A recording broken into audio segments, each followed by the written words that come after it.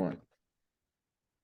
Welcome back to Two Brothers Sports Podcast, presented by RambleOnSports.com. It is Thursday, August 17th, and we have the Carlin siblings today. Going to catch up on all things Women's World Cup.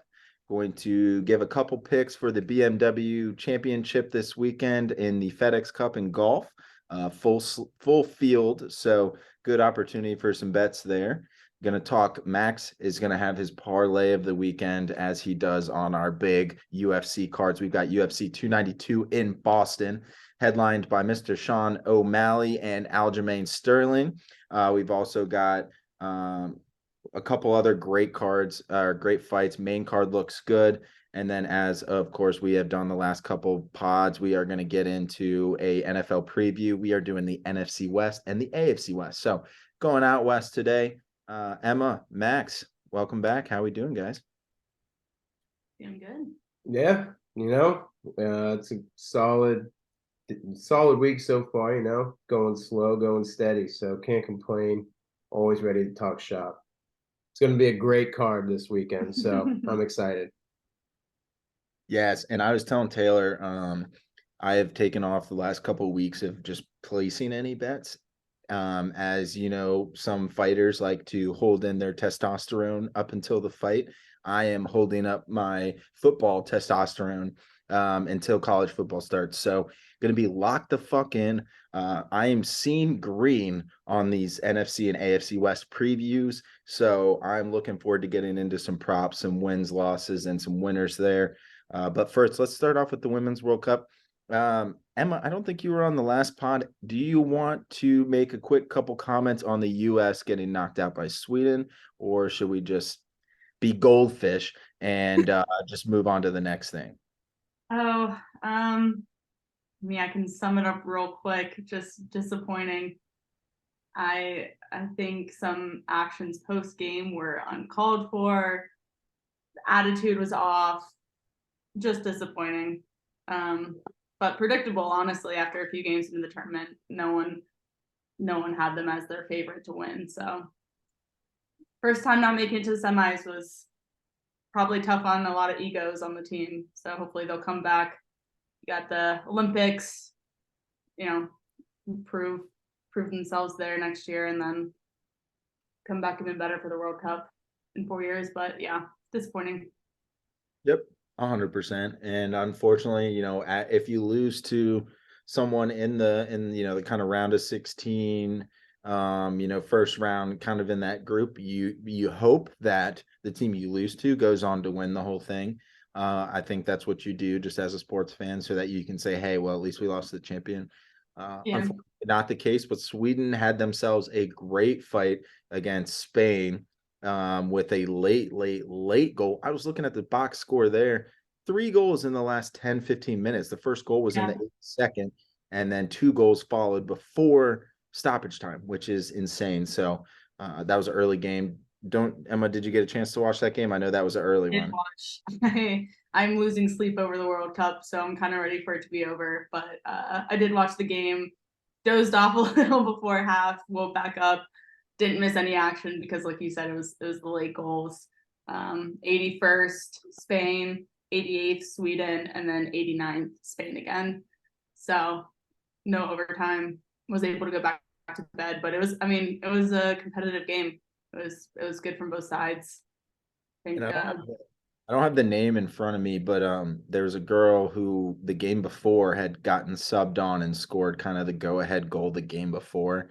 The Sweden game, and then also came on late and scored that first goal in the 82nd. I believe that's the name. I don't know if you have the name in front of you. I'm pretty sure that's who it is, but she is making quite a living right now playing this well in the World Cup. So hopefully, you always like to see, once the World Cup ends, the people that played well, they usually tend to get paid pretty well. Yep. So yeah. I do have her name. I will butcher it, but Salma and well, Salma. Let's just go with that. It's okay, Salma. Yep. Like to get everything right. Love, but yeah. So love seeing that. Good game overall. And I did wake up this morning as well for Australia, England. Yep. I mean, they were tied 1-1 at one point. And then Australia was coming back hard on the offense. The last 15 minutes of the game, turned it on downstairs for Max before he went off to work. They were playing real aggressive, but just couldn't hold him off on defense. I mean, it was 71st minute and 86th minute for late England goals that resulted in this 3-1. Well, Sam Kerr scored, so she's still, I mean, she's a beast, but yeah, that's a tough game to come back to, right? I feel like you come in and England's, I mean, stocked up right now with talent. I feel like US almost got, I feel like the US based on the last couple years or last couple World Cups had gotten inflated this year. And I feel like anyone that's got an England ticket right now is just giggling right now because they've looked incredible. Like honestly, if they win the whole thing, I mean, they have looked the part the entire tournament. I mean, there were parts in the tournament, their odds to win it all was well over, plus 400. At one point, started the tournament. So anyone that took that early on, right? Yeah. but, So so that being said, what do we think on the final? We got Spain, England. I've got the odds pulled up here. Plus 160 for Spain, plus 190 for England, and mind you, that is 90-minute play. So draw is plus 185. So that, I mean, draw looks good. And if you do to win the cup, which is just winning the whole thing, not counting overtime, yada yada. Spain minus 120 and England minus 110. So very close here. Spain is slightly favored. What do you think? What were the odds you read off for Spain money line? In 90 minutes plus 160, but counting extra time minus 120. Where are you seeing those odds? DraftKings. Are we seeing better somewhere else? No, I'm seeing worse. Oh, okay. Well, that's I had Spain down as minus 118 on Caesars. For Spain to win the cup? Just money line. Oh, really? Mm-hmm. Interesting. That is interesting. Okay, well, find the best odds before you place these bets. But I mean, I'd love to see Spain win. I've talked about it in past pods, but their women soccer has kind of been through it with a bunch of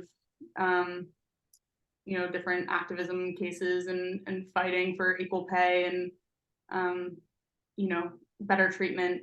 So I think they've been through it. I think them getting this far was a little surprising based on a lot of players protesting and not joining this national team.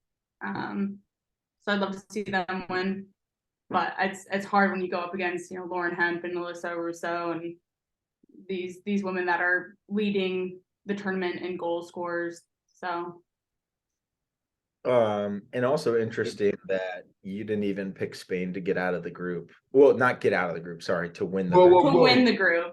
Yeah, which is kind of crazy. So they didn't win the group. It's in the final. Yeah. No, they're looking good. I like the extracurricular outside perspective when it comes to those extra things. I find it hard to not pick England, but I think Spain's been rolling. It's kind of a toss-up at this point. That's where I get stuck, where I want Spain to win, but what am I going to bet on? I'm going to bet on England.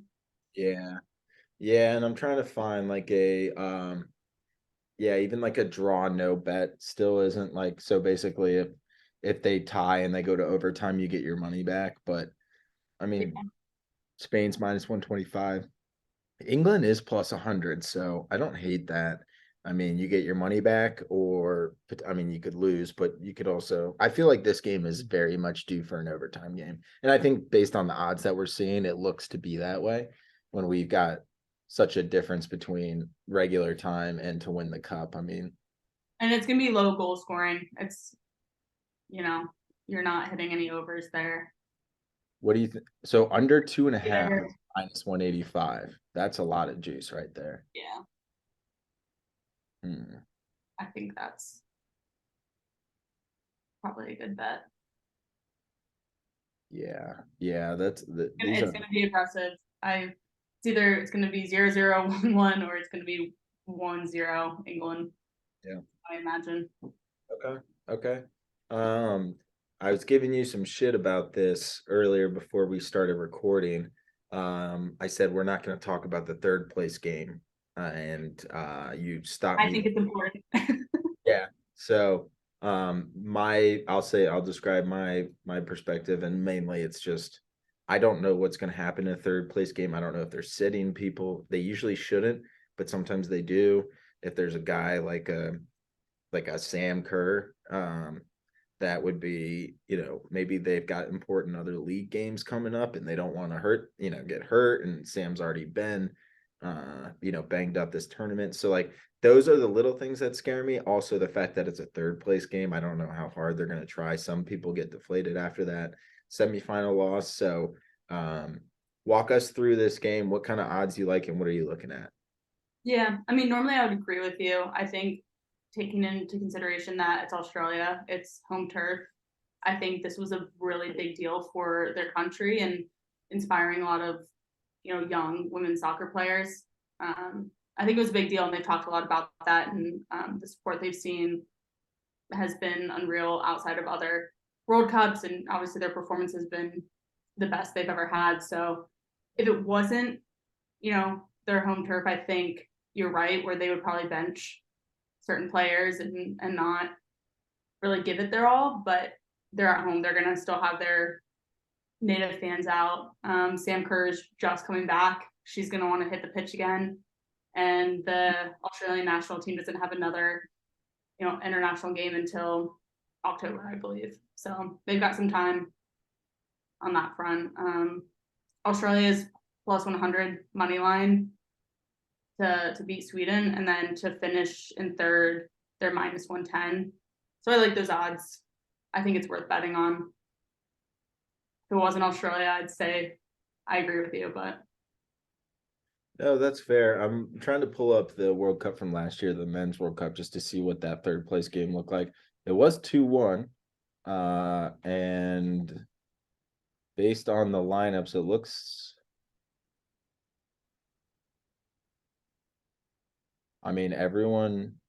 like everyone played. yeah. So yeah, 2-1. So maybe, honestly, to your point, maybe we look at an over in that game. Maybe it's just kind of a Sam Kerr scoring fest, and then Sweden's kind of battling back because they're a high scoring team too. So Yeah. over 2.5 goals would be minus 105. I actually really like that. Kind of based on what you're saying and kind of You parlay that with a Sam Kerr goal. I think she's got it in her. I think she wants it, and it's not. I haven't seen any odds posted for goal scorers for this game yet, but I imagine it's pretty good odds from what we've seen for goal scorer props this tournament. yeah, and I'm trying to pull up a same game parlay, but it's not letting me.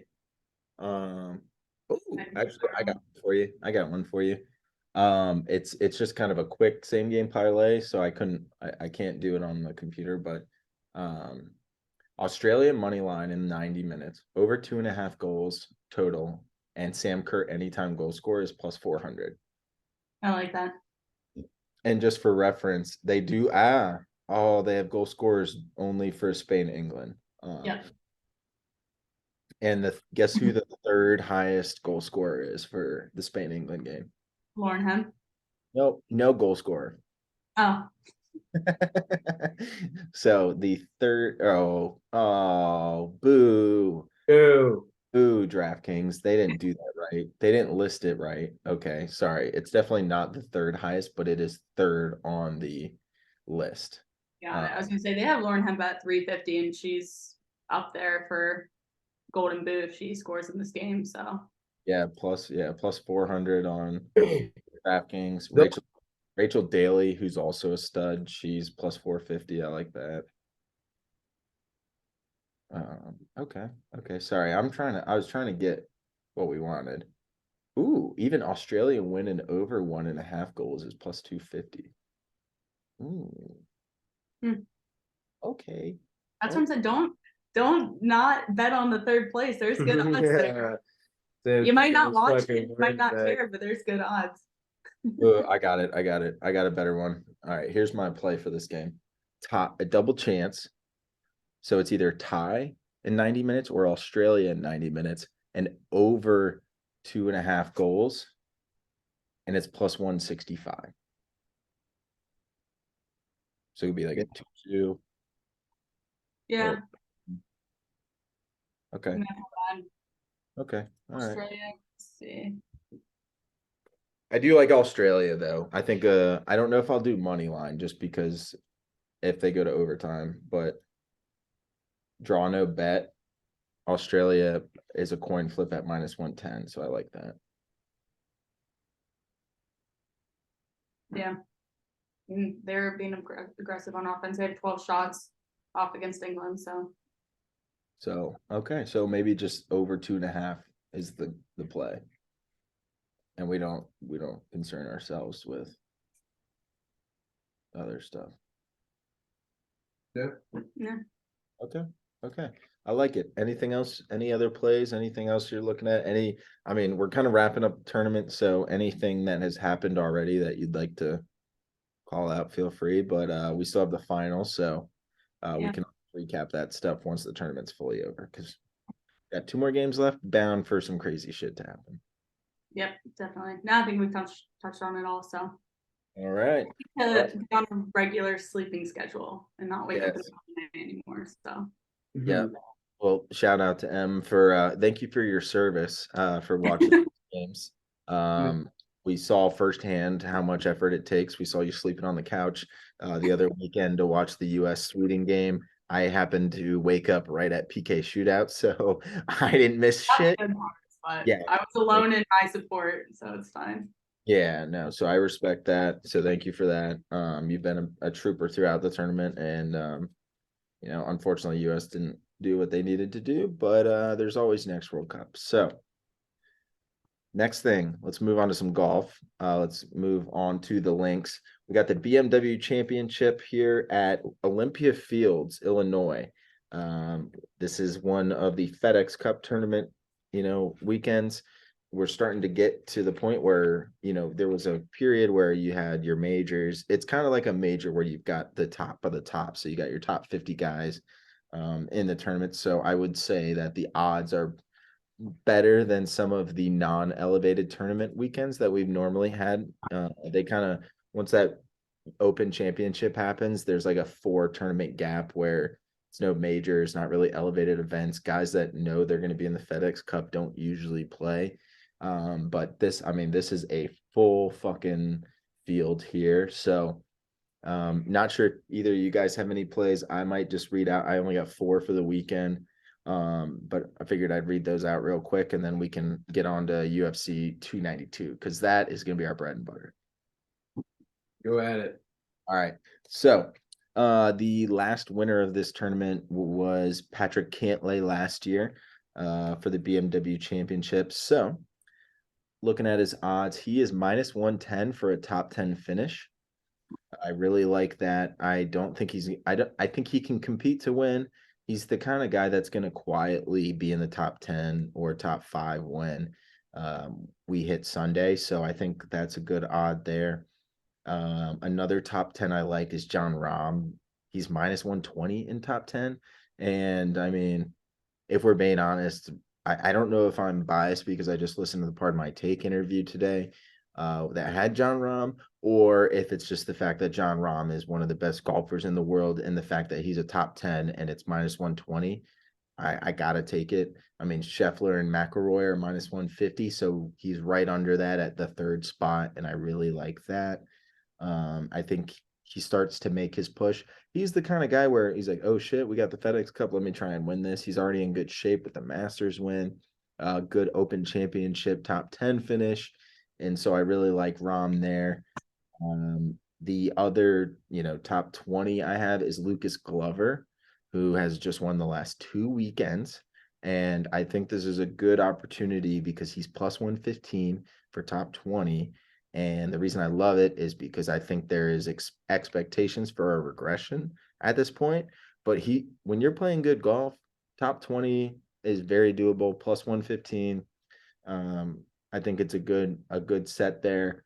And then my last one, I saw this stat, I want to say on like Instagram or some stupid shit like that, but Tommy Fleetwood has made more money this year than he has ever made in a season. And he's also made more money than any other player in the PGA Tour ever who hasn't won a tournament yet this year. So he has like, I think 6 top 5 finishes. He's got a bunch of top 10s, top 20s. So he's been there. He's been right around it every single time. And so I saw that stat and I said, you know what? As soon as I saw that stat, I said, I'm putting a future on Tommy Fleetwood for winning this next BMW championship. It's plus 2,000. He is the 7th highest odds. And I mean, he's at plus 175 for a top 10 if you don't want to take the winner. I still like a top 10 at plus 175, but also top 20 would be minus 175. So good odds there, but yeah, give me Tommy Fleetwood because I've had him as a round winner before. I've had him as winner a few times. And so I think this is a course that he might be able to get back on track and kind of get that first win under his belt. I feel like he's going to win one of these last FedEx Cups because he's been playing so well this year. I feel like he's got to win one of these. And why not this one? So those are the 4 plays for BMW Championship. Should be interesting. Starts tomorrow or today for those listening. It's you fucked up, not me. I know. So yeah, I like that a lot for the BMW Championship. Yeah, no, I think that Tommy one's nice, dude. He's been knocking on the door for quite some time. 100%. So yeah, so I like those a lot. But yeah. So that's that. See how everything. I was gonna try and pull up the FedEx Cup like standings, but I don't know. I mean, we've only had like 1 or 2 tournaments there, so I'm trying to like do a quick look up, but I'm not really. I mean, Rahm is the number 1 in FedEx Cup points right now. If you look at it, it goes Rahm, Scheffler, Rory, Lucas Glover, and then Cantlay as your top 5. Mr. Max Homa at 24 or at number 6. Okay. Good. I mean, the earnings this year for this tournament is crazy. Like, this is just insane. Yeah. John Scheffler has made $19 million so far this year. Rahm has made 16, McIlroy 12. There's 6 players that have made over $10 million already this year. So a lot of money to go around. But yeah, no, I like that a lot. So yeah, and I'll just say this real quick. If you're gonna take Rahm, Scheffler, or Rory, or like one of the top guys for winner odds, go Rahm. Rahm's won more than anyone else this year. 10 top 10s. I mean, that's insane. So I like what he's doing a lot. So that would be my only other thing I would add. Fuck yeah. All right. Who? Rahm? It's Spanish. Got it. Spanish. Maybe the Spaniards win the World Cup and they win the BMW Championship this weekend. Ooh. That's a Little parlay might be worth looking at. I'll just do it for the people right now. probably pretty good. Yeah, it should be. Let me see. All right, Spain to win the cup and Rahm to win the BMW Championship plus 1641. Nice. So $100 nets you $1,641. That's basic math right there. You're welcome. Yes. All right. That being said, so we are in Illinois for the BMW Championship. Now let's travel to Boston, Massachusetts, where we had a kick-ass fucking UFC 292 card. I got really excited on the main card, but it looks like there could be some good potential matchups in the prelim. Max, anything on the prelim stuff before we get into the main card? Any value you see before the main card? And then we will obviously get into the main card. Yeah, one sec. Let me just do something real quick. Got to get a little hyped up. Oh my. Oh wow. Oh shit. Oh shit. Oh, what the fuck? So, Okay.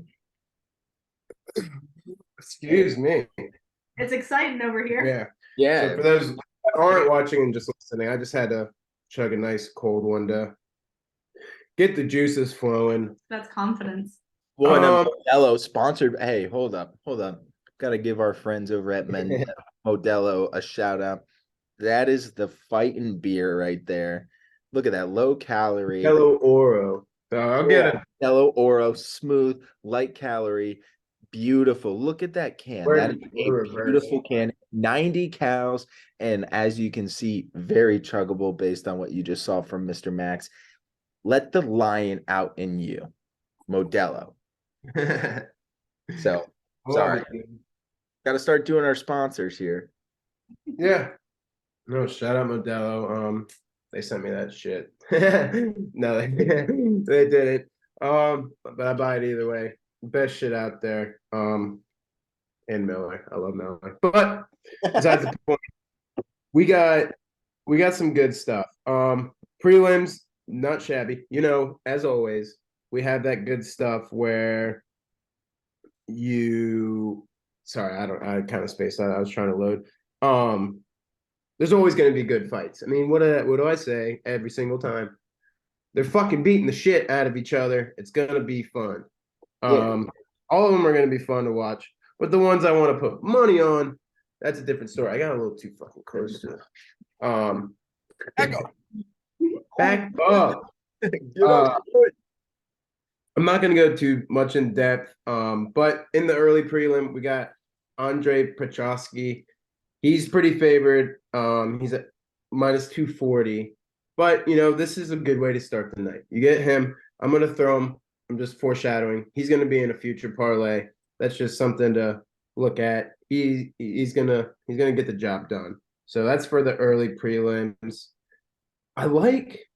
So there are the first two in the regular prelims. You got Brad Katona and Cody Gibson with Kurt Holabo and Austin Hubbard. Those guys are all finalists for the Ultimate Fighter of this season. I was gonna ask that. Okay. So those, I think it's a lightweight and bantamweight. Yeah. Gonna be just fun fights. I mean, they're obviously like on the UFC right now, but they're still they're fighting for a contract. They're fighting for a UFC contract. That's the thing. So it's good stuff. It's good. They're going to be great fights. I like when they fight for something. Obviously, Gibson, Katana, they don't have the odds out right now, but I'm sure they will by the time the fights start. That's just something to look at. I don't really have much money on it, or actually, I don't have any money on it. But it's just going to be good fights. You know, they're fighting for some legit shit. You know. And then last fight of the prelims before we get to the good stuff. Stam, you can stop me at any time with any questions. But So good. this is one of those guys that you're like, oh shit, he hasn't fought in a decent while. You know, he's an older guy. Somewhat, you know, he's like borderline, like I'd say he's like borderline like legend, Hall of Fame shit. You know, like he's been a fantastic fighter. I'm pretty damn sure he's held the belt at some point. But he's held. Oh yeah, he had 5 title fights, won all of them. Well, he had 6 title fights, won the first 5. Obviously, he won one, had 4 title defenses, and then lost his title to Luke Rockhold. And that guy that I'm talking about is Mr. Chris Bionic Leg Weidman. It's one of those, dude. I mean, we think about it. Like I had, you know, like Robbie Lawler. This is the guy that came back. I mean, he beat Nick Diaz after he came back like 2-3 years ago, but then back again. It was pretty much like guaranteed retirement. this Weidman one most likely will be a retirement. His first fight since 21. He's 39 years old. Again, like I said, he has a bionic leg. Like he broke the shit. Like what Anderson for I bet a lot of people who don't even really know MMA, UFC that well. For Anderson Silva broke his leg, you know, that famous video where his leg literally just snaps on the leg kick. That was Chris Weidman's leg that it snapped on.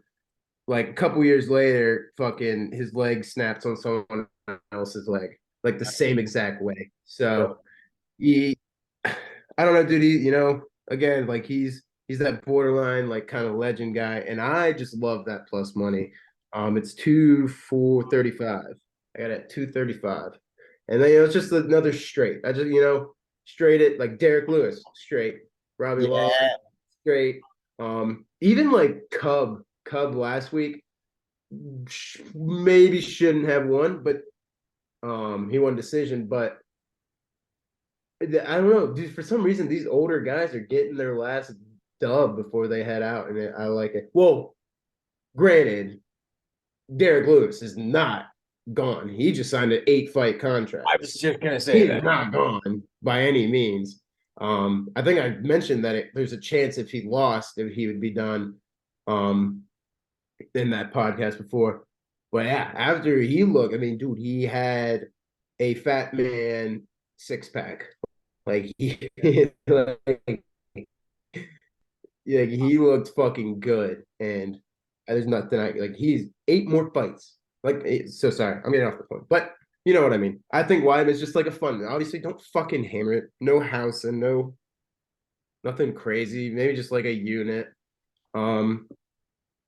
or half a unit. I don't know. It depends what your unit is, I guess. But you know what your standard normal bet is. You know, that's not bad. That plus 235. So I like that. Again, could be his last, so it'll be fun. I'm sure he'll be slinging. I love it. Might as well. I always like to get that plus money here and there, just like especially for a straight bet. All the favorites aren't gonna win. We know that. Yeah, of course. There's always one plus money guy that you got to bet, and maybe we'll get there. I know I have someone plus money. So we'll get to that. Now, give the fans. I want to get a quick opinion on you, because I feel like most fights are in either Vegas or like we've seen London, we've seen Brazil, and then we've seen like Abu Dhabi. What do you think? And without giving away anything to the main card, because we'll get into that. What do you think TD Garden brings? What do you think this Boston crowd is going to bring? I think it's something, it's going to be a crazy little crowd because it's Boston people. I don't know if they've had a big UFC card in a while. Maybe they have, but not recently. But obviously this is an incredible main card. But without getting into the main card, let's just strictly talk venue. Let's talk crowd. Are you hyped about this Boston one? Like, talk to me a little bit on that.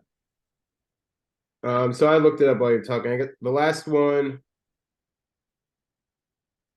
Wait, let's break it down. I think the last time they were there was 2019. It looks like. I can't really find the card, if I'm gonna be honest. I don't want to wait too long for it. But dude, crowd wise, I mean, shit, you think of Boston, I mean, you already like think about like a UFC crowd. Like they just Boston and UFC crowd kind of just, or Boston fans, sorry. Like, like all the fucking Celtics, Pats fans, fucking Bruins and Sox guys. Like, if you think about all of those guys just going, well, obviously it's not all of Boston, it's not only Boston, but like those Boston guys are gonna want to go. And it's gonna be, I feel like it's just gonna be like a shit house, dude. TD Garden's a dope ass venue from what I've heard about. I've never been, but I think you just take that Boston energy and throw it into a night of just fighting. Like, dude, it's gonna be I bet there's a shit show after the like people leaving TD Garden after the fights, dude. I bet there's gonna be some crazy shit going on, fights wise and all that shit. But Dude, I think Boston's gonna bring some great energy. Like they're gonna be there, and it's gonna be awesome. I'm excited. I mean, I can I just know they're gonna be all in on O'Malley too. 100%. I can just see a bunch of pale ass. I didn't mean it like Boston fans are racist, but the they got some Irish heritage, and so does O'Malley. Ooh, and I Right? yeah, but there's one guy that I'm very excited to get into later because of that. Yes, you know it's coming. Yeah. But yeah, no, I agree. I do think it's gonna be a great atmosphere. I think you get a bunch of pale ass white guys that beat the shit out of each other for fun, and then Yeah. you get a sport and you put it in the garden, you put it in the garden in Boston Harvard Yard, and don't get better than the garden. So It don't. looking forward to that. I think it's gonna be a great venue. Looking forward to seeing the crazy people there. But there's no card without a main card. Am I right? So let's just go. Let's go. There's a couple I have some questions on, but let's just start from the top. Marlon Vera, Pedro Munoz. That's a bantamweight fight. And I'll just give opening just money line odds. Vera is -190 to win, and Munoz is +160. Where are you going with your money there, Max? It's a tough one to say. I love Cheeto Vera. He's had some ups and downs a little bit, but Sep, I've gotten some talks from my buddy Sep as the and still listeners know him. And he's looking at that to go the distance. And I just the odd I think it was like -300. So I can't really stick with that. So then I was looking at like, well, what do I do after? Like I'm not just gonna do that. I kind of want like a straight bet with it, I guess. I don't know. It was a tough one to call. I think if I just had to do it, I'd say money line Cheeto Vera, Marlon. But it was tough because you can't like do a straight bet with this fight, obviously, unless you wanted Pedro, which Pedro's not going to win. So it, I don't know. It was a tough one. Oh shit, dude, I'm mental. Sorry. I literally have a parlay. I have two big parlays. I was just, I read because I wrote Cheeto down, and then I was speaking Cheeto, but then Marlon, I was looking for like Vera, but I just wrote Cheeto. It's fair. So we do have him in a parlay later. So you don't really Yeah. you would kind of stay away from some of the props here. No, I'll just get into it. Oh wait, is the next fight? Yeah, because the next fight is here. So I'm sorry, I fucked that up. That shotgun and one is, it's getting to me. Um, All good. so I'll just say this before, then you can go on a little rant and give me some questions because I know you're gonna want it for this Gary Magny fight. So Cheeto Munoz, to go the distance, and then you parlay it with Gary Magny to not go the distance. You get +114. So Okay. you can see that plus money. Really, my other parlay is not really a hammery. Well, I'm not looking for the juice right now. I'm looking for the ones that get me just right at that +100 or above. Yeah. And this did the job for me, and I like it a lot, to be honest. They're not really Gary and Magny were -165 to not go the distance, so it's not even like, I mean it is 3 rounds, but Ian Gary's a goddamn monster. So Yeah. anything any and I was looking at DraftKings to your point because I know what you're gonna bring up. I couldn't find like Ian Gary double chance and shit on DraftKings. I I don't do. know. I You found found it on DraftKings? I did. I found it. Really? Why did they not give it to me anymore? Like not like on like any fucking fight. It's crazy. Like the favorite, I tried betting on Dana White Contender Series last night, and one of the favorites was like -500, and they didn't have his double chances and shit. I was like, this is bullshit. They got yeah. Wait, I only have Neil Magny. Damn. No, I got a couple. Yep. So I guess should we just get to it? Yeah, sorry, go on. I botched this whole thing, but yeah. No, no. I like Chito Vera. I just circled money line. I didn't. I agree with you. I did not really want to play any parlays or anything like that. Maybe let me for the people so we can give them the best value we can. Um, I tried to see if I could do like a Vera to win, and let me see. No, I wanted to do like a parlay of Vera to win and then not to go to the distance. And I don't know if that's an option. I don't know if that is. It doesn't look I like don't it. think it is on same games, dude. It's fucking bullshit. That's what I was Yeah. gonna do for another fight. Yeah. So yeah. So that You would could do be like to not go the distance, so then you can do look at rounds and be like under 2.5, but then that still kind of sucks if it's 40 seconds left, as we've talked about, you know. yeah. And it's tough because you look at double chance for Vera Well, and Munoz, and it's 190 minus 190 for TKO, KO, DQ, or decision, which is exactly what I'd play. But you might as well just play money line because submission or decisions minus 150. But if you think Vera is going to win inside the rounds, then plus 350. But I just don't like that. I feel like that could be a fight that could definitely go to the end. And I'm not going to take a chance on DQ or a sub and mess that up when he could just win outright. So I like the minus 192 there. The next one is one of my top 5 favorite fighters right now. We'll have to get a list. We'll have to start keeping a list, each of our top 5 fighters right now. And do no weight class, just like top 5 to watch or whatever. yeah, yeah. We'll have to get into that. Gary is for sure one of my favorites. The guy's a fucking monster. So I do have some questions. I don't know if you want to just throw out your quick opinion on this fight, and then I can just run through some props. I wrote down 4 of them. But I don't know if you have anything specific or if you just want me to question off. I got kind of a funny backstory. Yep. First, when Ian Gary won, I think it was his last fight, he called out Neil Magny, but he was like talking shit. He was like, "Oh, you're like talking about me and all this shit," and turns out he meant Jeff Neal. Oh shit. So he was, and then so that got kind of like situated. He was supposed to fight Jeff Neal. Jeff Neal, I think, got hurt, so he had to back out. And then so now he's actually finally fighting Neil Magny, who he originally called out.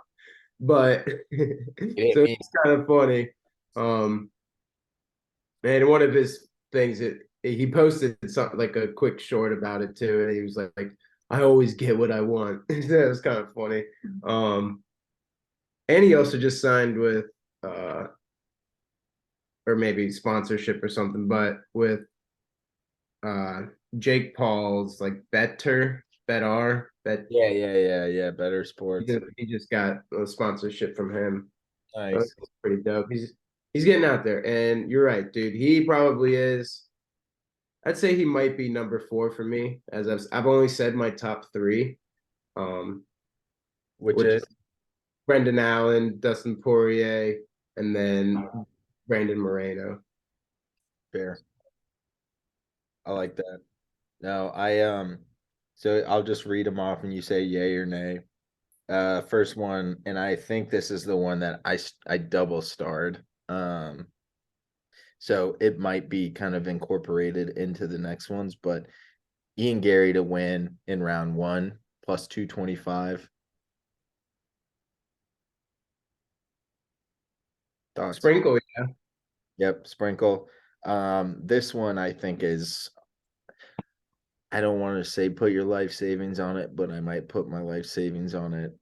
Ian Gary to win KO, TKO, DQ, or sub. So basically Gary to win inside the distance.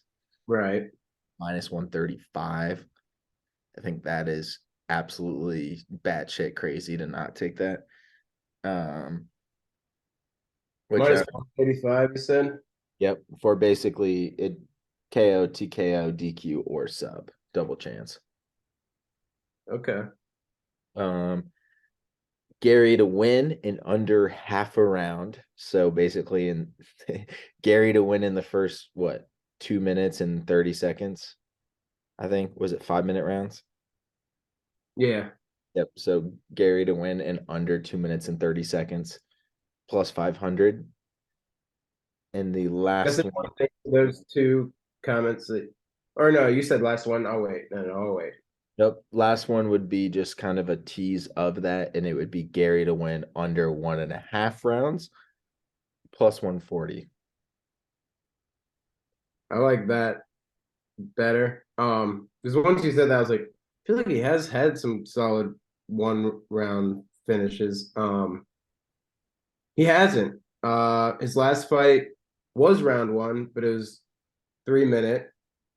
It's 257. So that one wouldn't have hit. Then he went round three, round three, round three, and then round one with a second left. KO'd Williams.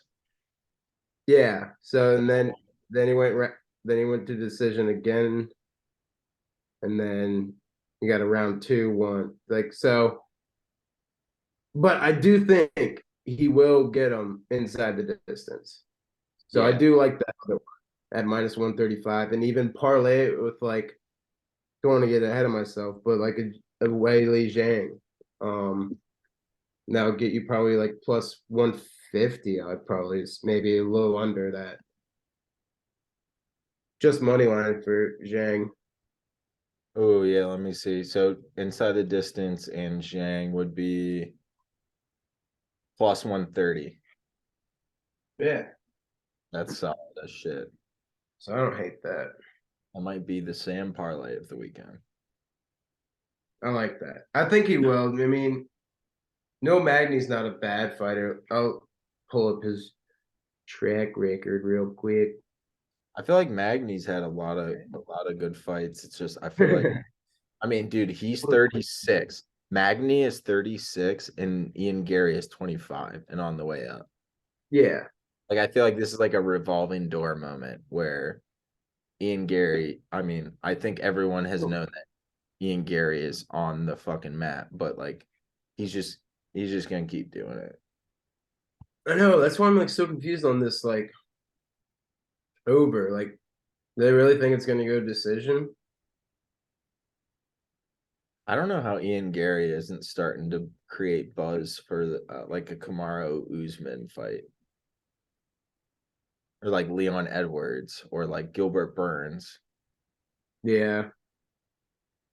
No, yeah. Magny. I think Magny's gonna get the shit beat out of him. So, I mean, just fucking look at him.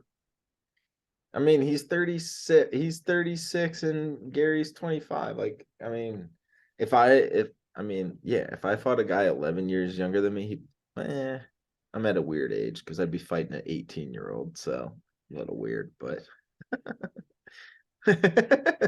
No, you'd be fighting Raul Rosas, who yeah, fucking.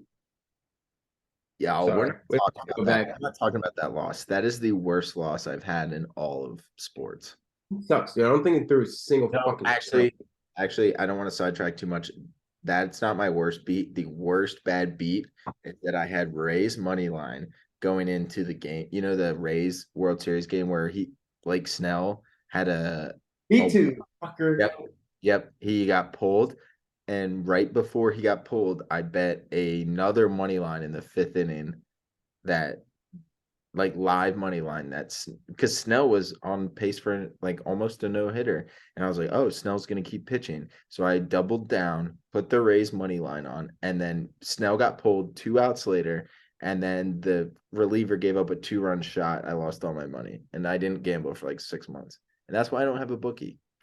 So Yeah, and Rays are a dumpster fire right now. I'll tell you that much. yeah, no, I'm not touching baseball right now. We are Rays we are are We are on football mode right now. We are on UFC until football starts. That's it. Emma, come in a little more. There. Or Bam. the Cubs or the Cubbies. They're gonna sneak in the wild card, dude. They're gonna sneak in. They're gonna I sneak hope so. I try Trust not to get my hopes up. It's only the only time I've gotten my hopes up and it worked out was 2016. That's the only time for the Cubs. I had my hopes up higher for 15. I Yes. actually I agree. I cut them. We had to beat the Mets. I was like, all we had to do was beat the fucking Mets. Yeah, I shaved them. We didn't beat the fucking Mets. We got I had like a spanked by the Royals. I shaved like this whole thing. I had like a Oh yeah, I remember that. yeah, and then because I went to the Pirates Cubs game, but sorry, I am absolutely taken away from this. Bottom line, Ian Gary, there's whatever you do, he's gonna win. So, Yeah. like that. Now I want to take one step back if we're looking at the main card, and more just to get your opinion. Damon Blackshear, Mario Bautista. It's like a Yes. young fight. Looks not a young fight, but like new guys who I don't know if they have ever fought in a main card. But guys who have both been playing and fighting pretty well as of recent. So anything you like in there? What do we need to know about these guys? Or is this maybe a let's just enjoy the fight and not bet on it? No. Thank you for bringing it up, dude. I just completely glided over it because when I look at my notes, I forgot about it too. So I wrote it at like the top, but I even started. I forgot. Did you know that Blackshear fought last card too? He fought last weekend. No shit. I didn't know that. His second fight in 7 days. Beast. He submitted He submitted did. his guy in round 1, 3 minutes and 47 seconds in. Good for him. He's plus 170, dude. I like that. He Blackshear. pretty much got like no damage. Like, I mean, 3 minutes. I mean, that's just like a fucking sparring session. You're I just mean, if we're talking Call of Duty, the guy got shot once and he found cover and he was fine. yeah. Let me go back. It would have been okay. Let me see how much damage he took. But like, dude, that's pretty crazy. He only took 16 total strikes. So, yeah, that dude's fine to go. I don't hate it at plus 170. He's probably like, fuck yeah, dude. If I do this, if I fucking beat the shit out of 2 people in 7 days on UFC, one of them is on one of the biggest cards of the year. I mean, seriously. In the main card. Wait, no, not in the main card. Sorry. He's in the prelim. But wait, am I tripping? He is in the main card. No, I'm listening. I'm trying to find my charger. Oh, I'm looking. He is in the main card, isn't he? Yeah. Yeah, he's the second fight into the main card. Yeah, dude. He went from like early prelim, and now he's fighting the main card. He's gonna I bet he's fucking. I like it. Thank you for reminding me. I just completely shadowed over that. I love that plus 170. And just take it straight. Once again, take him and Weidman straight, dude, and have some fun. Bet on the underdogs. I like that shit. Okay. I mean, for the people. I mean, For the people. the people would be dude. What happened to What did you say Weidman's odds were when we? Plus 235. Okay, I was gonna say it's plus 220 now on DraftKings. Damn, get him now. Well, yeah, I was looking at ESPN. Ooh, you know what, Max? I'm looking I at wouldn't. You're talking about parlaying him. I'm looking at DraftKings. I can't find I just had it up, but I can't find this Blackshear fight. It's not up right now on DraftKings. Interesting. I'm pretty sure I just saw it too. Maybe I don't know. I haven't refreshed Yeah, it. it's the very top. Oh, Oh, no, it's That there. was the second one because I refreshed it. Oh, I just refreshed it. Now we're good. So him and Weidman would be plus 764 for the people. Don't people. Stay them both straight. Yep, I like it. Then you'll hedge one or the other. Oh, I love that one. I would definitely say Blackshear has a better. If you want to be like, well, how am I going to hedge it? Blackshear probably has a better chance. I think I mean, dude, he got touched 16 times. Probably not even that bad. That was not the best way to phrase it, but he was just nothing, dude. He's chilling. He's ready to go back out and get after it. I love that. I love that. Okay. Fine, parlay it, dude. If you want to parlay it, go ahead.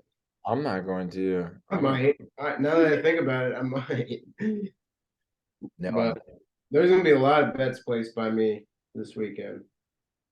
yeah. A lot of bets. A lot of bets.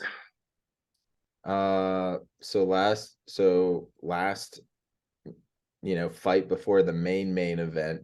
Yeah. Also another title fight. Zhang Wei Li versus Amanda Lemos.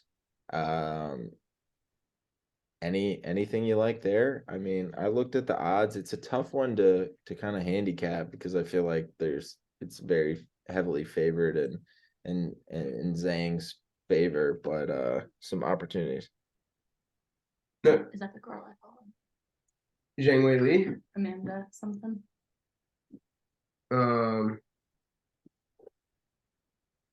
Who was it again? It's Lemos.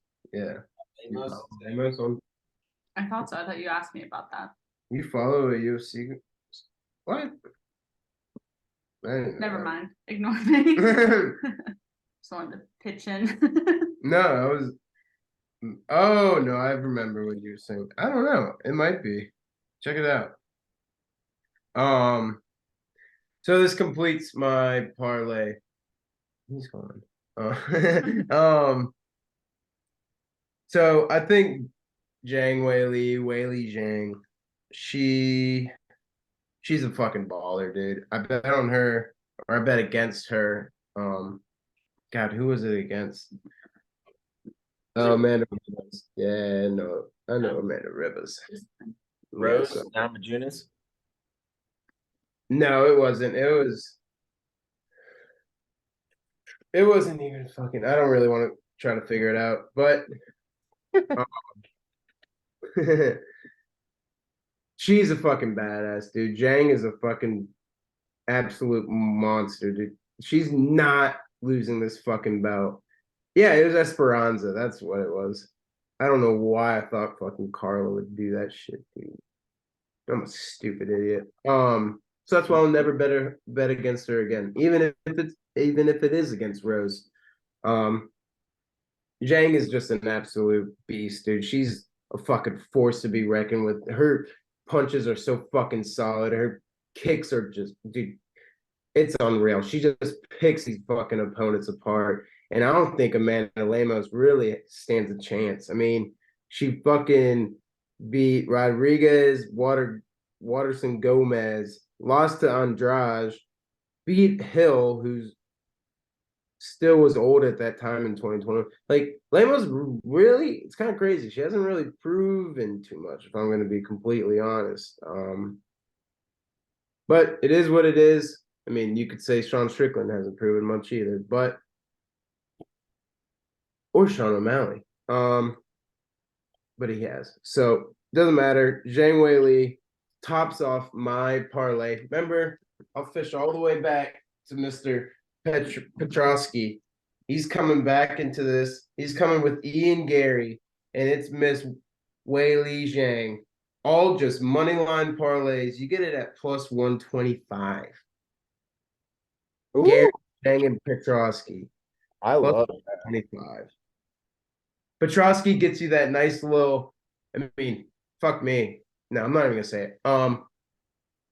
Petrosky gets you that nice win, gets you feeling good in early prelims. You know, you're watching that shit, you're like, let's fucking go. We got these two fights to look forward to that are absolute bangers. And you get plus money on it, dude. Why the fuck not? Like, why not? again, I'm not juicing shit really this weekend. So I'm just looking at what's gonna get me that money.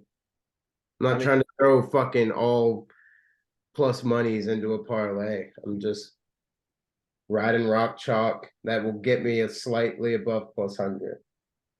Max, you know what we're really trying to do for the people right now is we're trying to build that NFL bankroll. We're not trying to get crazy. Like if we're actually being, if we're actually being smart, sorry, my fucking laptop is not charging for shit and we're fine. But no, dude, we're trying to get that slight plus money, make some bankroll, and then give ourselves some extra breathing room when it comes to NFL season. That's really, I mean, personally speaking. About it, yeah. I mean, honestly, because I already have started making parlays that I have no business playing. But yeah, so we've got that factor kind of in there, but I like that a lot. Um, Nothing I wrote down super, relative to that one. However, this is the one plus money guy I'm going with, and I think you need to just kick us off with this. Maybe you need another Oro or what you need, but Sterling O'Malley. Just I love O'Malley in this spot. And that bias, yes. I am not as biased as you, but I mean, give it to us, Max. I mean, this is your guy. Like O'Malley is one of your top 5, right? Yeah, I was thinking about it and I was like, maybe he's 4. And Over I'm Gary. not like a fucking O'Malley head. I mean, I fucking did do that competition to try to get there, but I do. That's so my one note. Well, actually, so I have a same game parlay that I will get into. I might save that for a little after we both kind of get our stuff out. My one note is that I love him. I love Sugar. It's not even O'Malley. I just love Sugar, and I do, dude. This dude, and nothing against Aljo, dude. I think Aljo's like I've been seeing some shit with him, and he is looking like a fucking monster, and I am super fucking scared. Like, like I don't. I will say for right off the bat, I do not know. I don't know. Like I don't know. So straight off, like you guys just need to go with your gut at this point. But I do think my same game kind of keeps us on an easy balance. So I'll get into that. Yes, Sugar Sean's probably 4 or 5 on my top list. I do fucking love it. That man is an absolute dog. He is a fucking like badass dude. He's an absolute striker. He's like you kind of you can relate to him too. He's a fucking stoner. He's a damn stoner. Not saying you two are stoners, but I might be. I fucking love that dude. Don't fall far from the tree. He's a fantastic fighter, honestly. Like there's been all this shit coming on. He's like Aljo is even talking. He's like, you don't even like say he's like, stop smoking weed. Like you need to like actually train.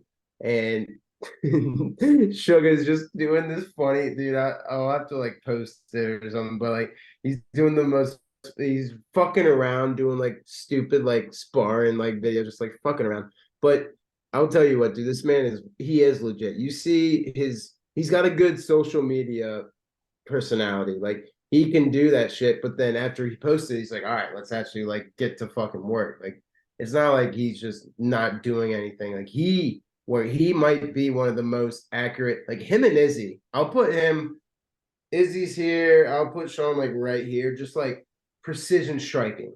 Just they know when to punch, where to punch, and like how to land almost every single punch. Like these guys are on in kicks. Like these guys are unreal. I think Sugar is gonna have a tough time kind of guarding that ground game and those takedowns. So I think that's going to be a big factor if Aljo can kind of control on the ground.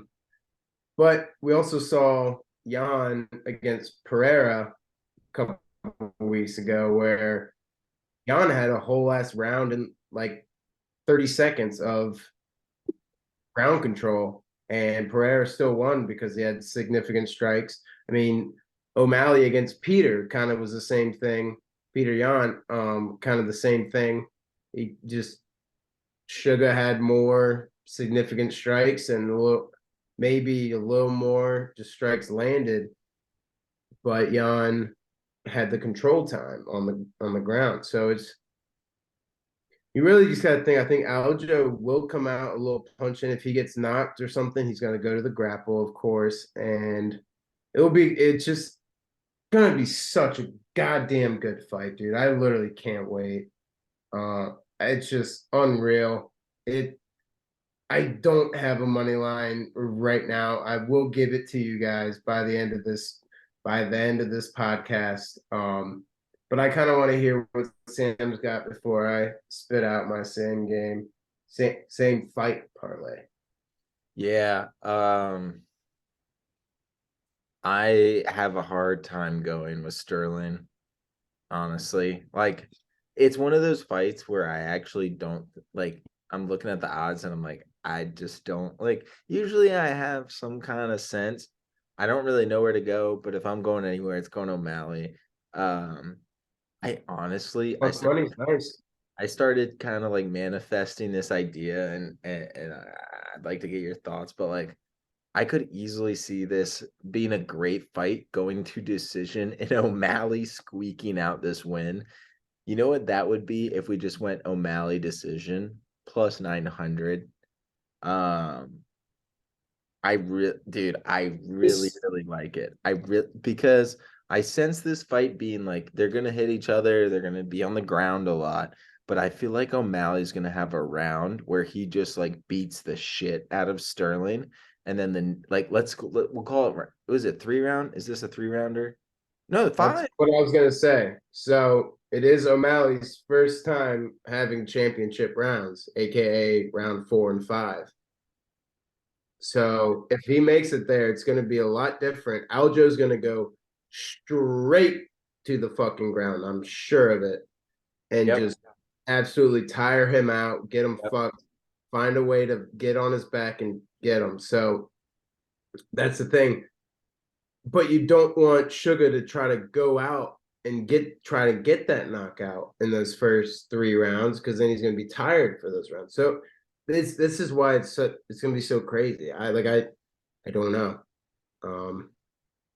Yeah, I don't think distance is honest. I don't think distance is bad. I think people underestimate Sugar's durability, his like stamina and even just ground game. Like he isn't bad. Sep did mention to me that Sean's jiu-jitsu coach right now has lost to Aljo twice. So that's not the best thing you want to hear. But I mean, it's Sugar. He's gonna find a way. oh my god, holy shit. That came out of nowhere. Oh my god. I'm sorry. You got some sugar up that nose, boy. It was a long weekend.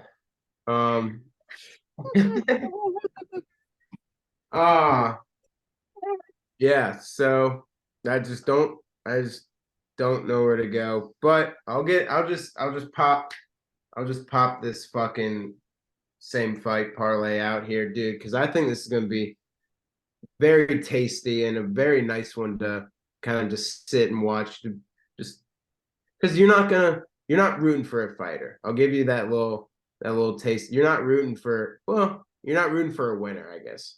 But over 1.5 rounds, Aljo for most takedowns, which is it's like minus 2,500. And then Sugar most knockdowns. Ooh, okay. Plus 220. Okay. I truly think that those first 2 easily hit. And I think Sugar probably will. I don't know if Aljo will knock him down. So if Sugar can just get one knockdown, I think that's in. Like Okay. I really don't. He might. I mean, Aljo looks fucking jacked again. Like, dude, this man looks wild right now. But I still think that I mean, dude, he's a ground guy. He's gonna get him down. He's gonna get him down like 3 times, 4 times. I think Sean gets one nasty fucking knockdown, and then he might get another just fucking with him and shit. But I think that's a fucking nice, tasty lick. So, let's say this goes to decision and maybe Sterling wins. O'Malley is plus 5.5 on the point spread at plus 110. Yeah, like Thoughts on that? 5.5. Oh, on the point spread. I was thinking rounds. No, spread. I feel like that actually could be worth it because, like, if he runs a close decision and he even I loses, bet it's gonna be 3-2 if it goes decision. that's what I'm saying. Like, it could be like, it could literally be at like 6 points. Like, I could see like Sterling winning like by 3 1 round, 2 1 round, and then like O'Malley winning by 1 on a third judge, and you're at 4 right there. I think that actually might be a good value because I feel like if it does go to decision, I feel like O'Malley should be able to stay within 5.5 points. Yeah, So I like that a lot. yeah, so those were the ones I was looking at. I honestly, the main one I circled was just O'Malley plus 210. That was it. Yeah, It's like no, don't I think do about it. like that. I mean, obviously, I probably will end up putting a little money on it. But all right, yeah. So that's what I'll do. I'll go O'Malley. I can't not. No, you can't. After all this, I mean, dude, and like I don't I love like I think Sterling's a fun guy to watch. He's I 23, like him, dude. He's a great fighter. He's a good guy. 23-3, Jamaica. Like, I mean, dude, his last 4 fights have all been title fights, and he's won every single one. He beat Jan twice, Dillashaw, and Cejudo. Granted, Cejudo was like coming out of retirement for that fight, so Yeah, I don't know if I he's a really, good. to be honest. Like I do, but like Cejudo is just really trying to make money. Yeah. You can't tell me Cejudo was like, I actually want to fight. I'm one of the greatest fighters, and I've won the title a few times, and like he was straight coming back for that bag, and now he's like, Oh, and him, he actually did think that though. I mean, Cejudo should have won, but I guess yeah, it's one of those where you're just like, I mean, dude, you look at the last 5 fights for Sterling, every single fight has been in a UFC numbered event. So I mean, he's been fighting in big cards, and he's not fighting on prelims. I mean, his last 5 fights have all been big. Um, I wouldn't mind a Jan trilogy, depending on how this one goes. Yeah, I don't know. Jan's slipping, man. I don't know what's going on with him. And the fact that, yeah, I mean, he went 2-0, so I don't know if they even bring it back. Yeah, yeah. No, I like that. I mean, I think overall this is going to be a kick-ass card. Hopefully, we got a lot of bantamweights fighting today, or this weekend. So hopefully we get some shakeout there. Uh, I mean, both O'Malley and Sterling have cornrows, so that's good. Uh, yeah, I just like O'Malley. I mean, he's 5'11" with a one like with the slightly longer reach, but like Oh yeah, Sterling is a little smaller guy, so interested to see how that goes. definitely. All right. Anything else UFC? Any plays you want to throw out? Anything else there? I think that's it. All right. All right. Well, that wraps up UFC. Last, I I have think. something to say. I've Yeah. been holding on to this since you guys started talking UFC. But I got the notification while you were talking. Andon Valsky, head coach of women's soccer US, stepped down, resigned as we were talking. Ooh, Oh, interesting. damn. So, It's obviously trash. yeah. I mean, I think I think was it 2019 Olympics, this past World Cup, I think it shows. So, no, I think it's good. I mean, they're obviously going to find a replacement ASAP for the Olympics in France next year, but I mean, I think it's good. Yeah. That'll be good. I think Fuck clean it. slate with some of the, veterans that know they're not coming back. New coach. Definitely. Raise the youngins up well. Oh, Yeah. I like that. I mean, it's bound for it. I mean, I feel like anytime after a disappointment, that comes as zero surprise, right? Yeah. Like you tie 3 games and win one. I mean, Yeah. so So, I'm excited to see who the breaking next. Is there any indication on who could be the next coach? no, nothing in any releases in the last hour. I'm sure they'll take some time on that one, but yeah, no, that's interesting. Okay, okay, we shall see. Nothing but positives. Yes. Oh, that's I would say that's positive. Mhm.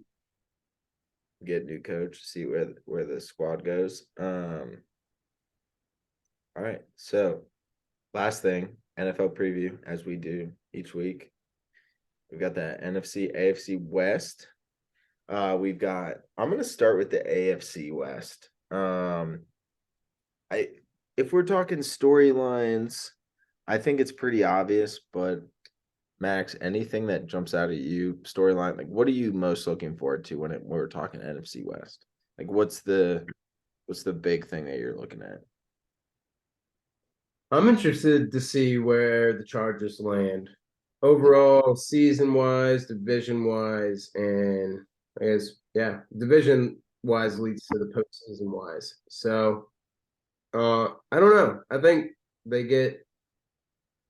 I mean, also you think about the Broncos too. I mean, they got fucking Sean Payton talking all this fucking shit, and then Russ pretty much coming off.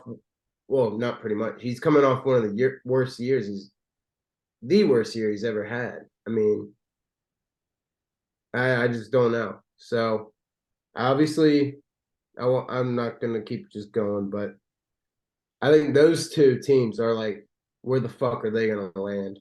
Yeah. And yeah, that's like the two obvious ones, right? Like, yes, but like I guess the other storyline I have, do we think that Russell Wilson and the Broncos can turn it around?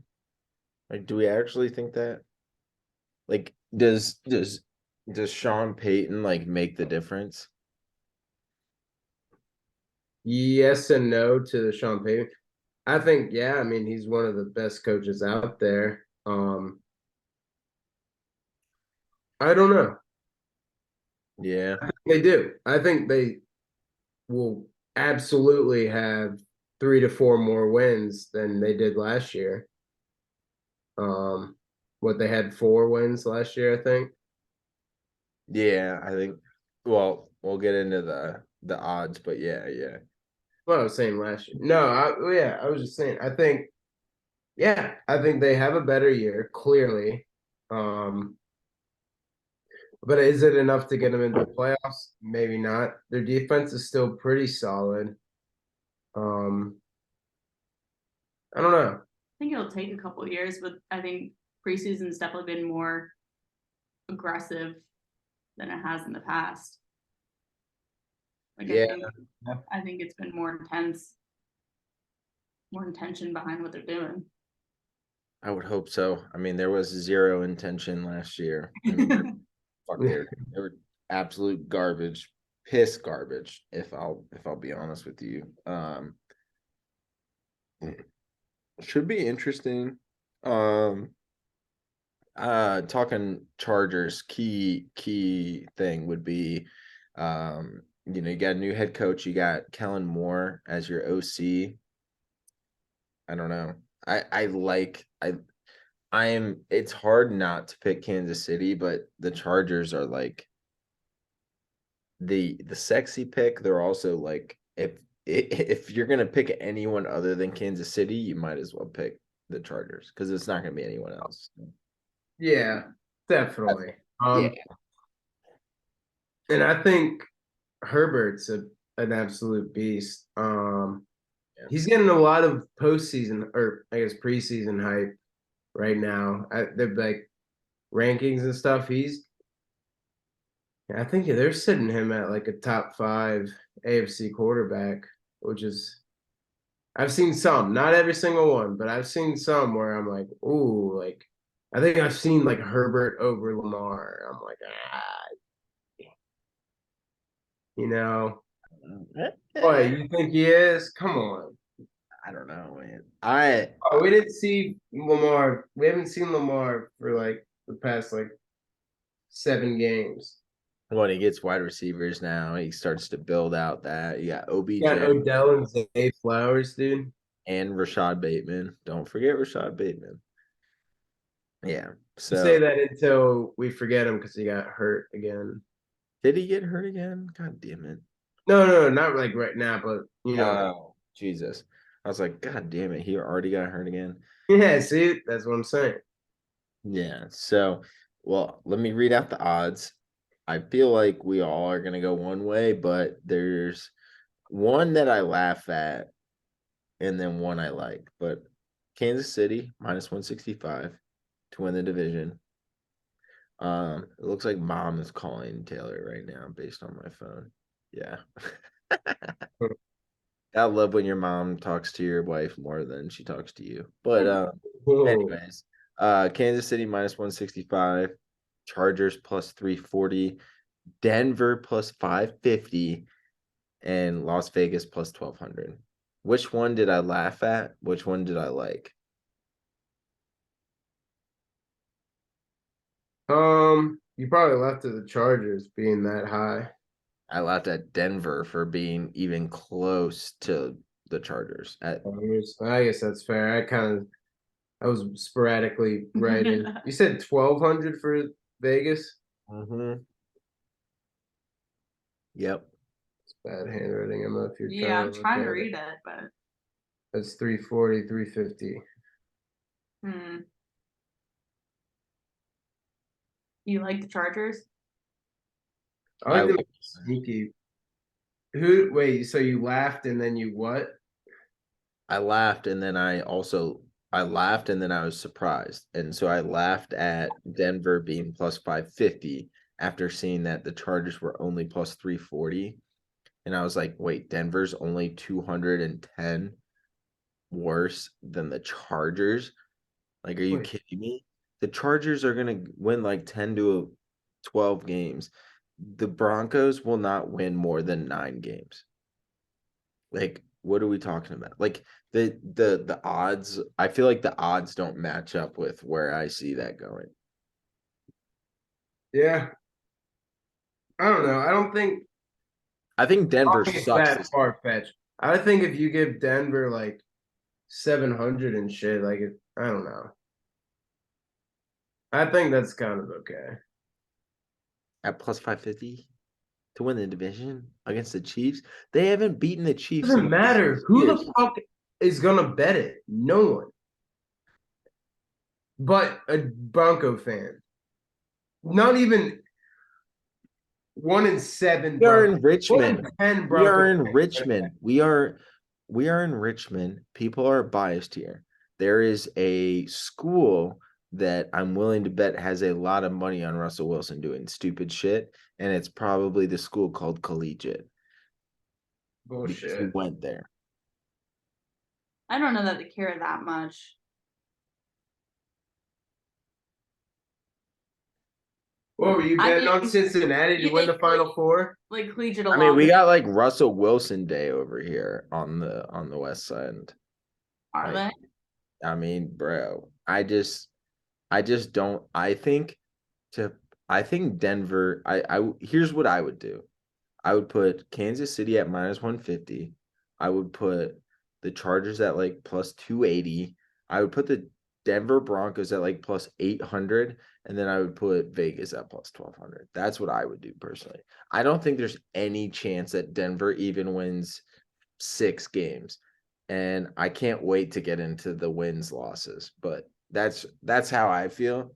And we can get into the wins losses because that'll probably help us sort this out. But when I'm looking at the futures odds, Kansas City at minus 165 is like unconscious. Like, and Max, we talked about it, right? I think we talked about it in the last podcast. Like, Eagles to win the division and Kansas City to win the division is like plus 180, like parlayed. And I think, I mean, if you're gonna bet your mortgage on any bet, it should be the Eagles and the Chiefs to win their division, parlayed at plus 180. Yeah. Easily. And you can double your mortgage, and then you can sell your mortgage. Yeah. Sell your You house and do live in a van down about- by the river. Reasonable gaming. No. Yes. All right. I don't think it's time to go. Okay. Wins. All right. Wins, losses. I'll read them out. Max, you say over under. All right. Well, and Yeah. Emma. And Emma. Kansas City over 11.5 wins, minus 140. Under 11.5 wins, plus 120. You said the under. I feel like my cracked shit that kind one. of skipped. Yep. Under is plus 120. I meant over. I'm sorry. Minus 140. 140. I don't know if your Give a brain shit about skipped. I don't know if your brain skipped or the podcast skipped. What was the under?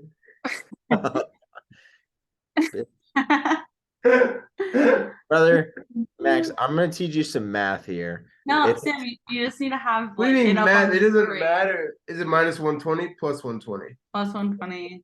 But if it's minus one way, it'll always be plus the other way at the same number. No, it won't. That's There's- so false. There's very seldom, and I have those issues on my phone. But it's like if one thing is minus 105, the other one is plus 100.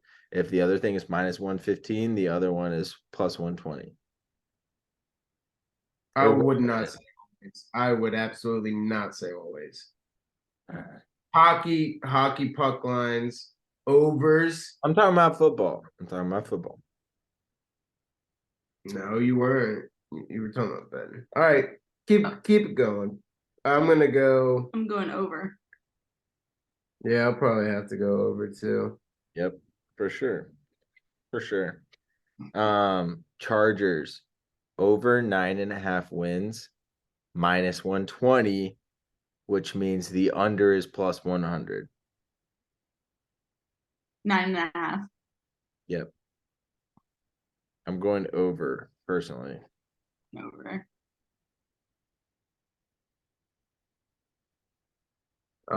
Yeah, I'm gonna have to go over. All right. Denver over or under 8.5 wins. It's a minus 110 coin flip. So it does not matter which side you pick. I'm going under. I'm going 6 wins is my exact prediction. I'm gonna have to go under. Under. Okay. Las Vegas under 6.5 wins, minus 130. Over 6.5 wins, plus 110. I'm going under. Yep. So, for example, because it seems like we're pretty much in agreement on these. So let's say we go under Denver.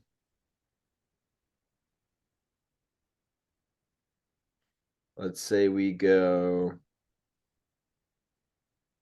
over Kansas City. We go over the Chargers. We can't parlay these motherfuckers. Never mind. It doesn't fucking matter. Yeah, we can't parlay them. Damn, that's a bitch. Sorry. Those. No, I tried to do it on DraftKings, wouldn't let me. But basically, we're in the same boat. Kansas City Chargers over. I think Denver wins like 6 or 7, and I think Vegas wins like 4 or 5. I think Vegas. So I have this in my storylines. I think Vegas trades Devontae. I think they trade Josh Jacobs, and I think they trade him mid-season, and I think they try and just tank at this point. So I mean, if I'm gonna be completely honest with you, like Vegas under like 4.5 is plus 250. So for Vegas to only win 4 games plus 250, I think that's cash. So I will stamp that bitch. That's a Sammy stamp. Okay. We So- couldn't hear that. Sammy stamping under 4.5. I I'm meant like when you were slapping your face, like we couldn't hear it. Yeah, like there's no noise. There good. has to be some noise when you're slapping your face, but we can't hear There There it is. it is. Okay. And also, I should have referenced this beforehand. However, I won't, because of what we've already done. The schedule. Sketty. So, AFC West, you play your division, 6 games. You play the AFC East. So, Jets, Bills, Dolphins, Patriots.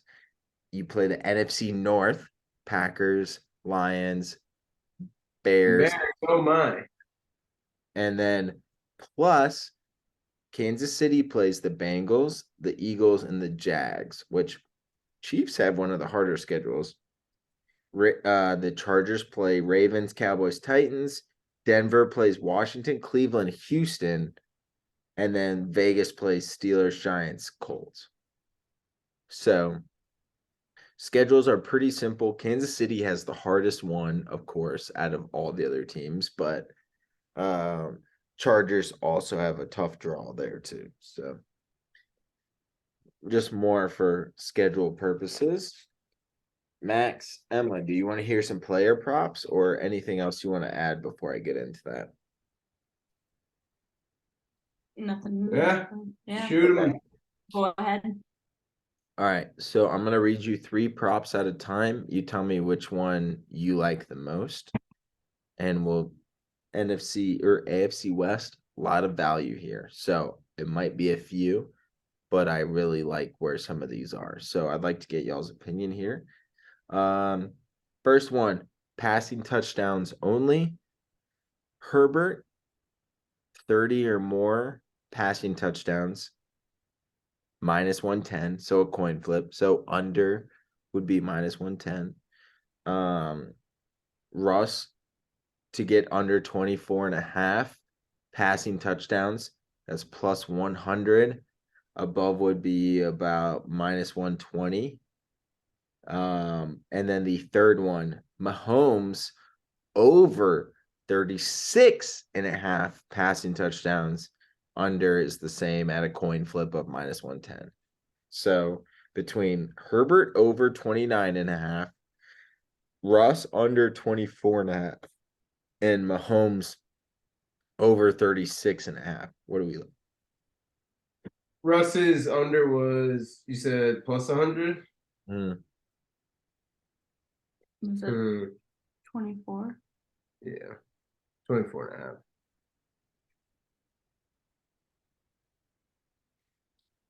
I like Herbert. I think Herbert's a sneaky one. Is it they just got Quentin Johnson too. Mm-hmm. Mikey, Quinnen, and good old Keenan. If he can stay healthy, if Keenan can goddamn stay healthy. Yep. Is this regular season? Yeah. Just regular season. Good question. Good question. Just regular season.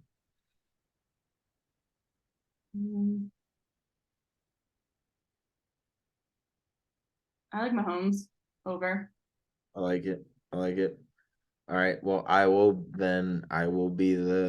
part the Red Sea. I will go on the Russ under because I am very Who's he got? against AJ Hamler, the fuck, and then Jerry Judy. That's about it. Portland Sutton.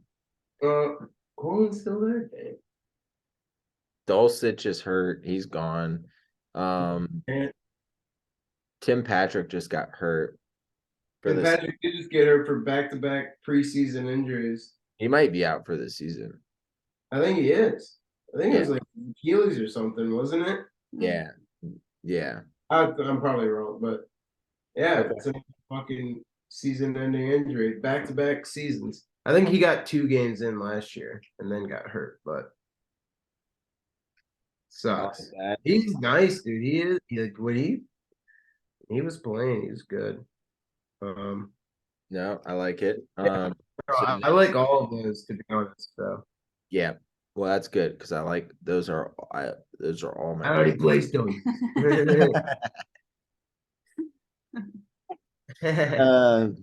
All right, so next three. Mostly running back centric with a tight end involved. Austin Eckler over 775 rushing yards at -120. Say wait. How many rushing yards? 775.5.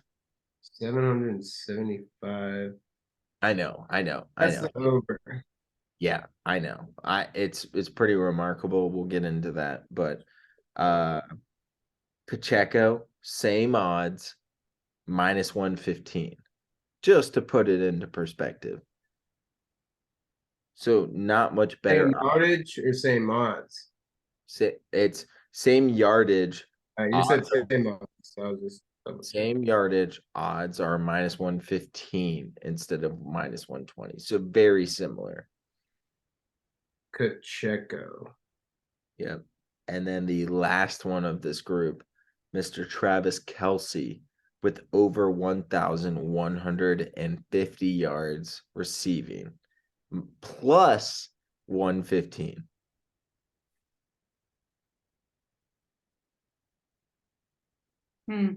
Plus. You're taking the over, right? Oh yeah. Oh yeah.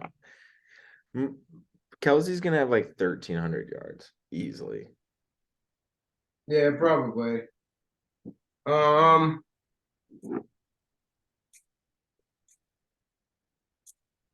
gonna go not Rocky. I'll go Eckler 775. I like that. Even though Kelsey, I guess, isn't technically Rocky, it's plus money. I meant Rock Chalk. By the way, I meant Rock Chalk by Rocky. No, that makes sense. I got you. Or Chalky, whatever. I don't fucking. I mean, I feel like if I went Mahomes like passing yards, I can go. Kelsey receiving yards. Like he's been playing a passing game with his injuries. They're used to it. Yep. And I'm still with I mean all three I starred. So Pacheco, I'll go over rushing there too. So I like all those. Kelsey plus 115. None of these are bad bets. No. Well, thank you. Because I plucked personally. So it's like if I picked a bouquet of flowers and you said, well, I don't like those flowers. Be like, well, motherfucker, I picked them out hand personally and they all should win. What if they're not allergic? What if they're allergic? Allergic to certain flowers? It is a thing. I'm not talking about Zay, dude.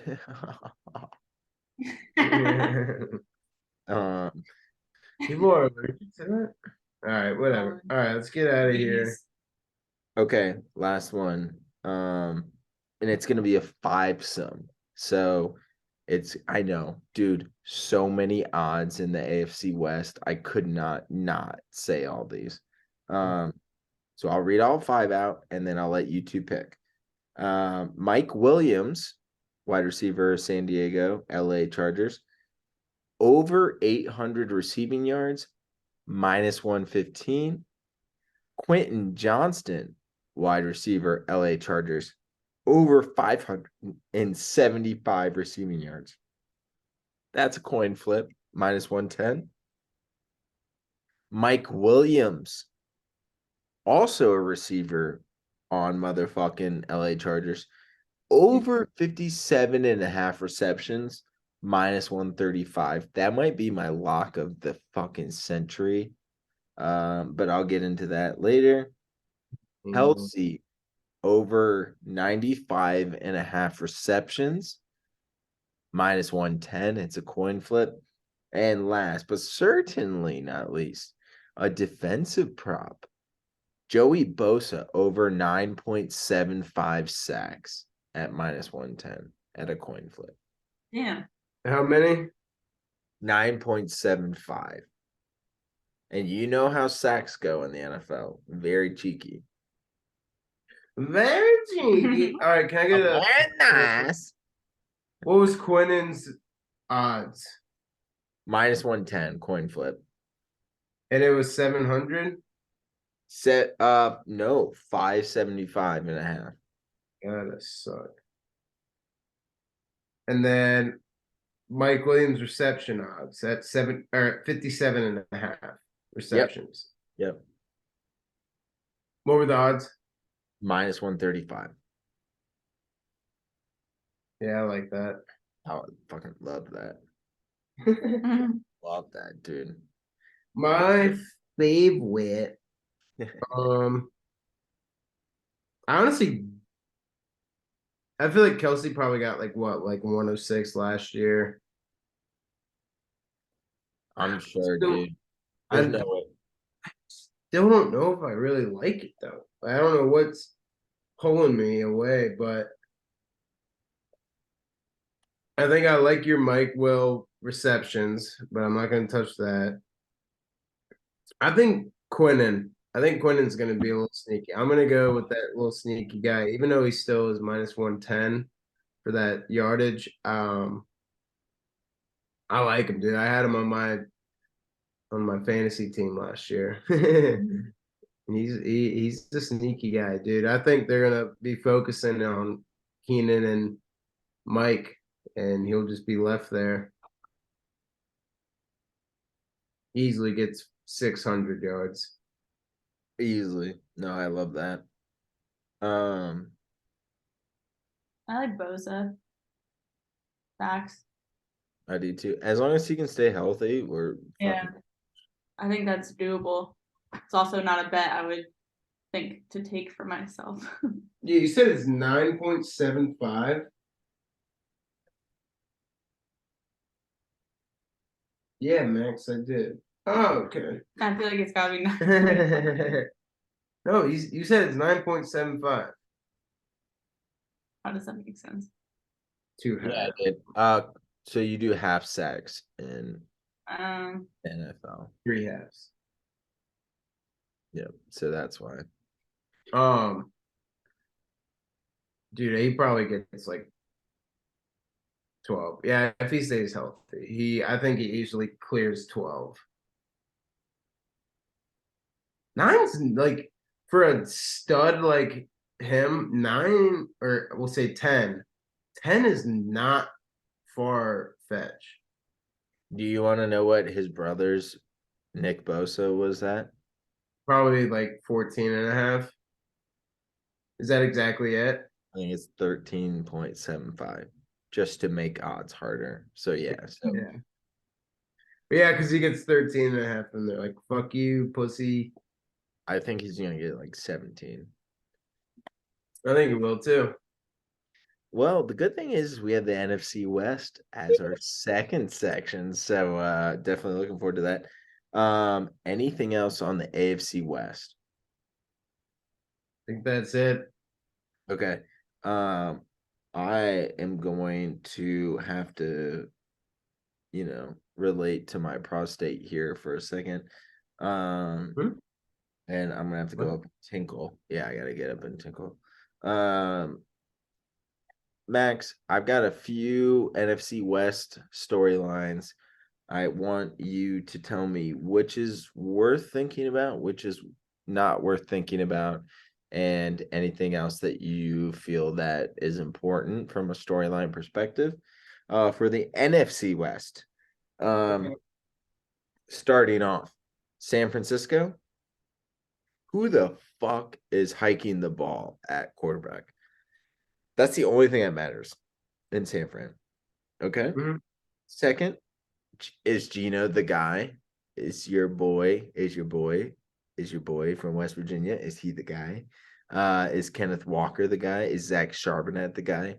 What the fuck do we expect from Seattle? The third thing is the Rams.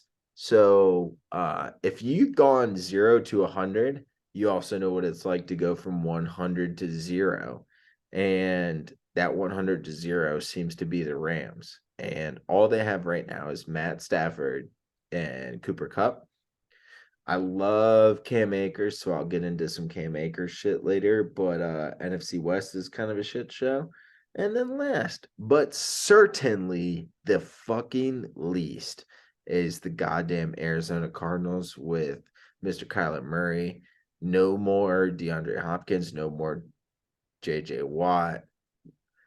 Are we actually expecting Arizona to do jack shit, or do we expect another quarterback to get drafted at number 1 overall in Arizona's fucking draft strategy, and we just replace Kyler Murray with Caleb Williams? So I'll give you that little 30-second, take a breather. Everyone just relax. We're sponsored by Goldfish, the snack that smiles back. Goldfish.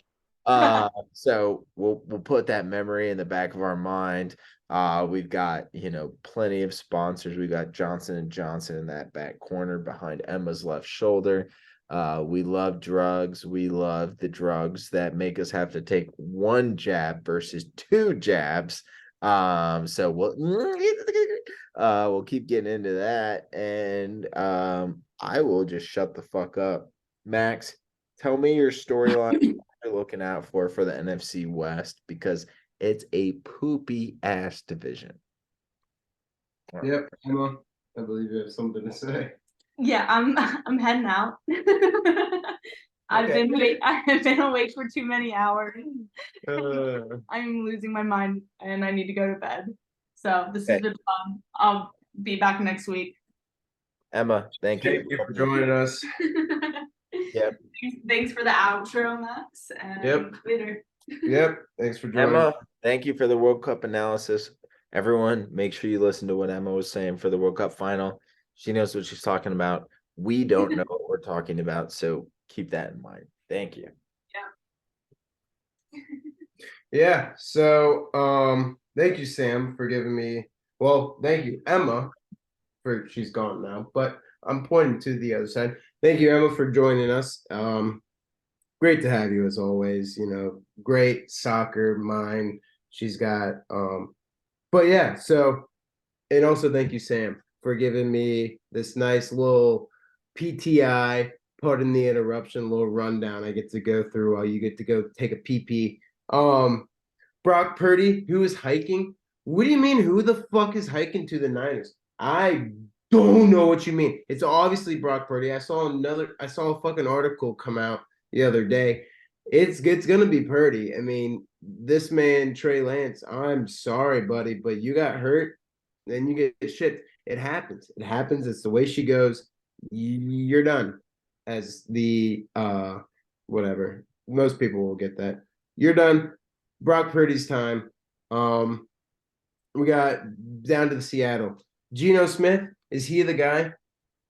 I don't know. Is he? Do you want to look at last season and see what they've accomplished? I think he's the fucking guy. I mean, do you want to see that contract that they just gave him? What? I think he's the guy. I don't see why they wouldn't just stick with him if for some fucking reason he comes out the first. Give him 5 fucking games. If he comes out the first 5 games and goes 1 for 4, maybe you question. If he goes 2 for 3, you're like, fuck, we give him another.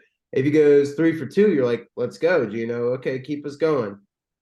4-1, he's the god. 5-0, he's the GOAT. So, it comes with a price. I don't see why they wouldn't fucking start him. Again, that's another question that I think is stupid. So 0 for 2. Rams. you are absolutely 100% correct. I think they went from 0 to 100. Now they're down to 100 to 0. What can you say though when you fucking go all in? You're like, oh, like I got a fucking flush, and then you come out, motherfucker's got a fucking royal flush or whatever. Like I'm trying my. Oh my God, Stella, are you in here? Dude, I just touched Stella, and I thought, yeah, yeah, dude, you put all your chips on the table. You get a ring. Let's fucking go. You get that ring. People are walking away. I mean, what can you do? You lost Odell. I mean, they still have Vaughn. I don't know. You know what I mean, though? Like I know what you mean. they're fighting. They're struggling. They didn't do too hot last season. And then you get down to the Cards. No D Hop, no JJ. You're absolutely right. Tyler, I want to know. Yes. There we go. I want to know what makes you think that they. What makes you think that Josh Rosen and Kyler Murray are on the same level? What makes you think that they're just going to be like, oh, Caleb Williams, yeah, let's go. Maybe the ownership is bad, whatever. But Josh Rosen clearly wasn't the guy, so they got Kyler Murray. Great choice. Sure, you can say Kyler Murray's on, like, they gave him that like shit to he's got to watch film. That was all bullshit. If you guys don't remember that wasn't a real thing. Make fun of him for all that. Kyler Murray's a fucking class A athlete, dude. Like we were talking about it. You guys forget that this man fucking got drafted, what, 9th overall in the MLB draft, and then got drafted number 1 overall in the NFL draft. Like, First player to ever get drafted in the top 10 in multiple sports, not both sports, multiple sports. It doesn't matter the sport. He's ever been drafted in the top 10 in multiple sports. Yeah, like you can, and then you make fun of his size. You're like, oh, like what? He's 5'8", like he's fucking short. Well, then you praise Russ for being short and being good. Like, what are you guys doing? Yeah. So, I just think, I know you probably weren't specifically saying that. You're probably more just like looking at the headlines and all that shit. No fucking way are they gonna even be close to be able to get Caleb, nor would they be somewhat close, like top 10, to be able to give that 10 and then whatever to get Caleb. They don't need Caleb.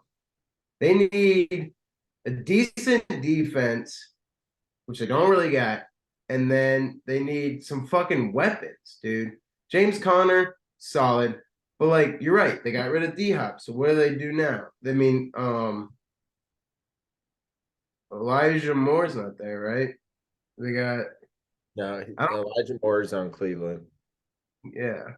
Like I don't they got rid of Christian Kirk. Like it's kind of like at the point where the Bears were, we're just like, you have this quarterback, but you have nothing to help him. So I just don't think that they're just gonna drop Kyler. They paid him. Sure, they could trade him, but like I don't think so. So I mean, the highest scoring defense in the NFL last year, can you name that team? Like highest scoring, like fantasy wise? No, in terms of the team, the defense that allowed the most points per game. I thought you were gonna tell me it's the Cardinals. Wait, rephrase. The team that allowed the most points per game last year. Oh, I'm gonna go. I feel like it's not gonna be the Cardinals. I'm gonna go. It's gonna be a hard one. It's gonna be not that hard. It's not that hard. You went. Cardinals. All right, Cardinals, whatever. No, you lived through it. You lived through it every week. Oh, it was the Bears. Bears, and then the Cardinals were number 2. Yeah, we were super fucking bad. I know, but the bigger point I have is that you guys had a complete rebuild, and the Cardinals I weren't. guess The Cardinals were not supposed to have the rebuild that the they Bears were are supposed to make playoffs. with D Hop. Now they don't have D Hop. Now Cardinals have the worst defense in the NFL, probably, maybe the Bears, but like, We got Tremaine. yeah, which is annoying. It doesn't count towards apparently Tremaine Edmonds doesn't count towards immaculate grit, but that's a whole nother issue Oh, really? because he hasn't played it down yet for the Bears. Oh, damn. I know, super annoying. But yeah, so overall the Cardinals defense supposed to be letting up. Let me read the odds out to you and let's get into the wins total here. Niners minus 160 to win the division. Seattle plus 195. The Rams plus 1,000 and Arizona plus 2,500. Anything jump out at you at that point? I think the Niners is probably the go-to. I mean, Agreed. yeah.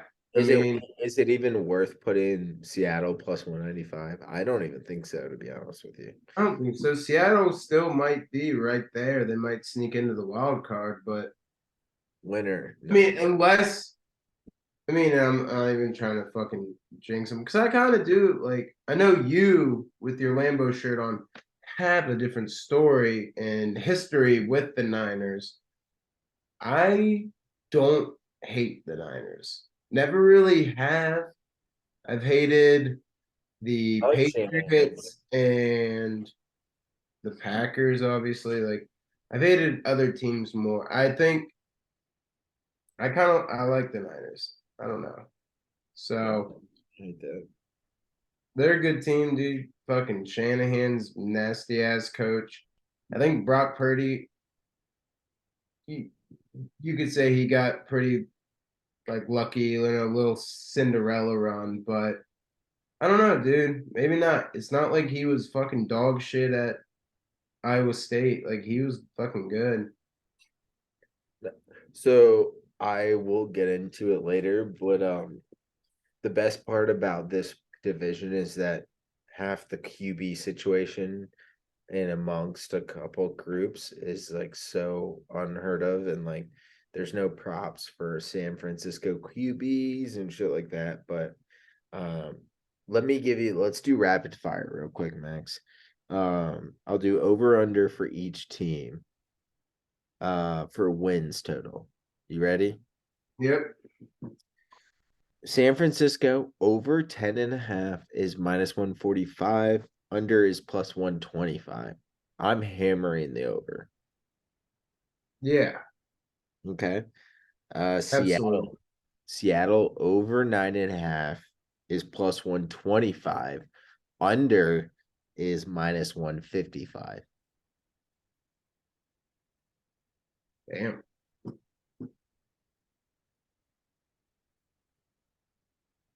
Keep going. I can't decide that one yet. And I got some extra info if you need. Rams are over 6.5 wins, minus 105, under minus 115.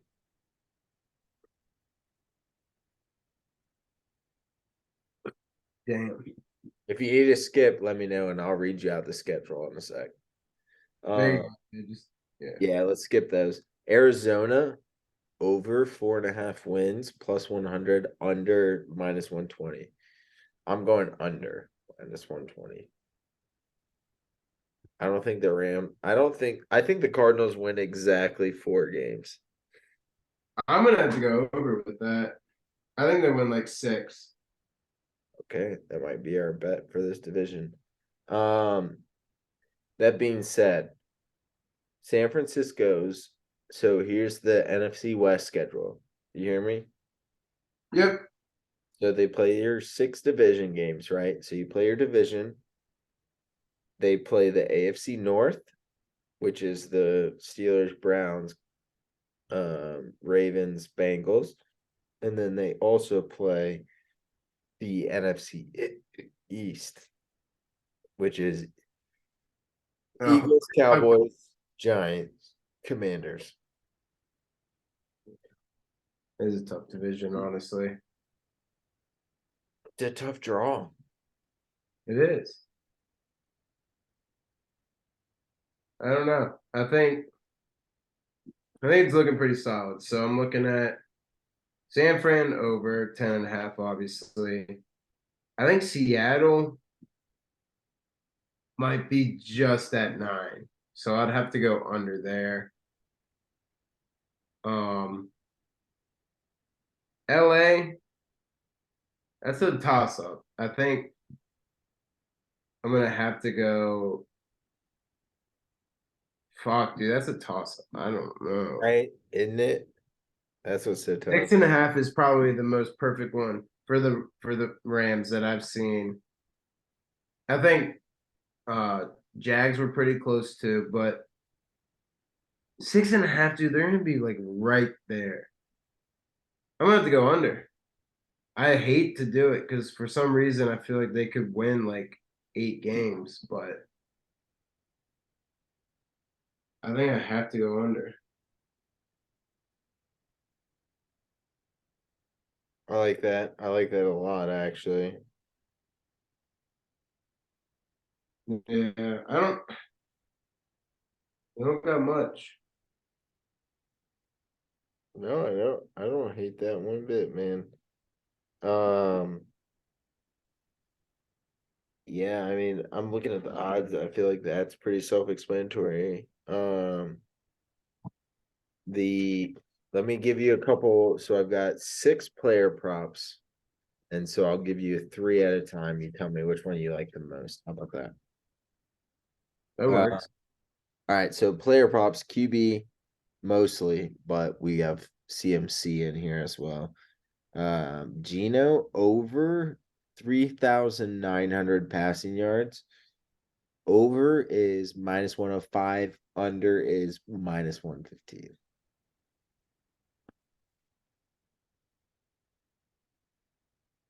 Damn.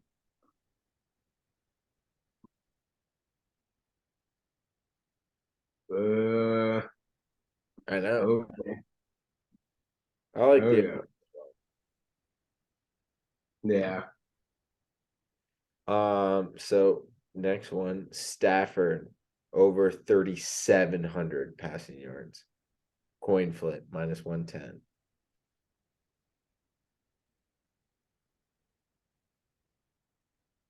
How many yards? 3,700. 3,700. Under. Yep. I don't hate that. I have the over, but I don't hate the under at all. That's why I kind of brought that one up because I was like, I feel like that one could be a controversial one.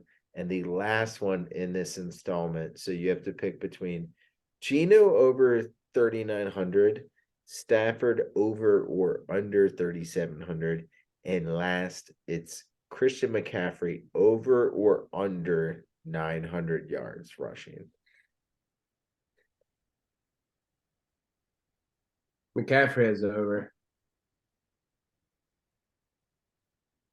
Yeah. I like that. The one I'll go over on just to be different. I like Stafford over 3,700. I think I think he barely clips it. I think he barely clips it. I feel like Stafford not throwing for 4,000 yards is kind of crazy. Um, Yeah. He's only got Van Jefferson and Cooper. uh, we'll get into Cooper Cup here in a second, but I feel like that's all he's gonna throw to. But I love CMC. That's my favorite one. I think Gino's a tough one. I think Stafford's also a tough one. But now the next 3 I think are gonna be a little tougher for you, Max. You ready? So Cam Akers over 750 rushing yards. James Conner over 725 rushing yards. And Cooper Cup over 1250 receiving yards. And Akers minus 110. Connor over is plus 100. Under is minus 120. And then Cup unders minus 110 because it's a coin flip.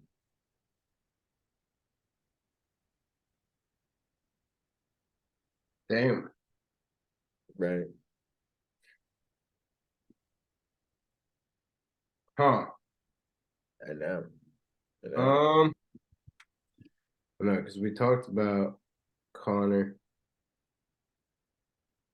I don't think that O line's gonna scare me in Arizona. I don't disagree. These were essentially my 6 favorite picks, and then I wanted to get y'all's opinions. So this is perfect. I'm gonna go Cam. 750, you Yeah. said? Yep. That was out of those 3, that one was my favorite. Yeah. I feel like he's been hurt a bunch. I feel like he's finally due for being healthy. I could see him rushing for 1,000, and we just laugh in week 7 when he's already over it. Right. This Rams offense is not going to be the passing offense you thought it was. Exactly, dude. That's my point. Yeah. That's No, I love that. I agree. Um, that's really all I have. Any other NFL takes? I mean, I'll say here's what I'll take. I think anybody that's having in joint practice fights with other teams, give me the boost.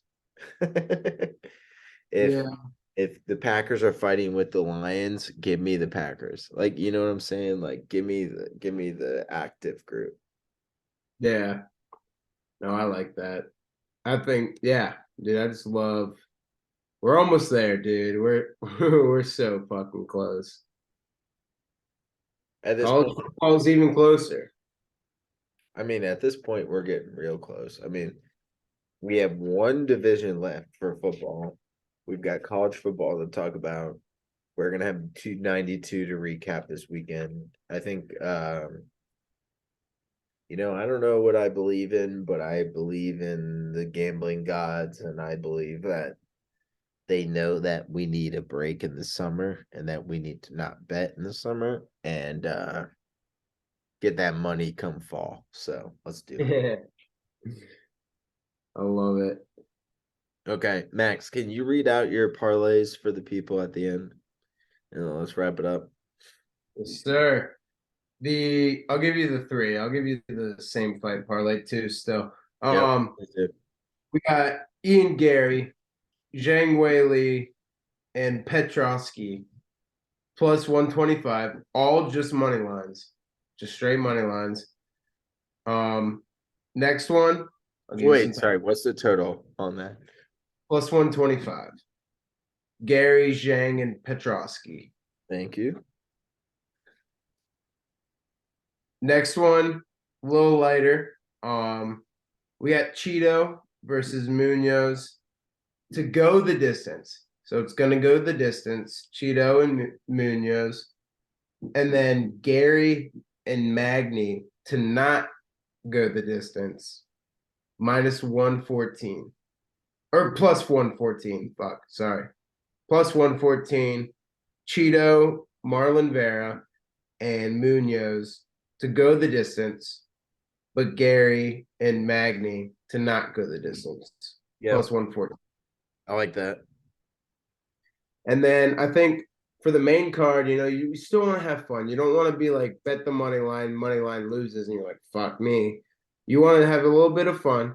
You got over 1.5 rounds for O'Malley Aljo. Over 1.5 rounds. Then you got Aljo for the most takedowns, and then Sugar Sean for the most knockdowns. And that gets you at plus 220.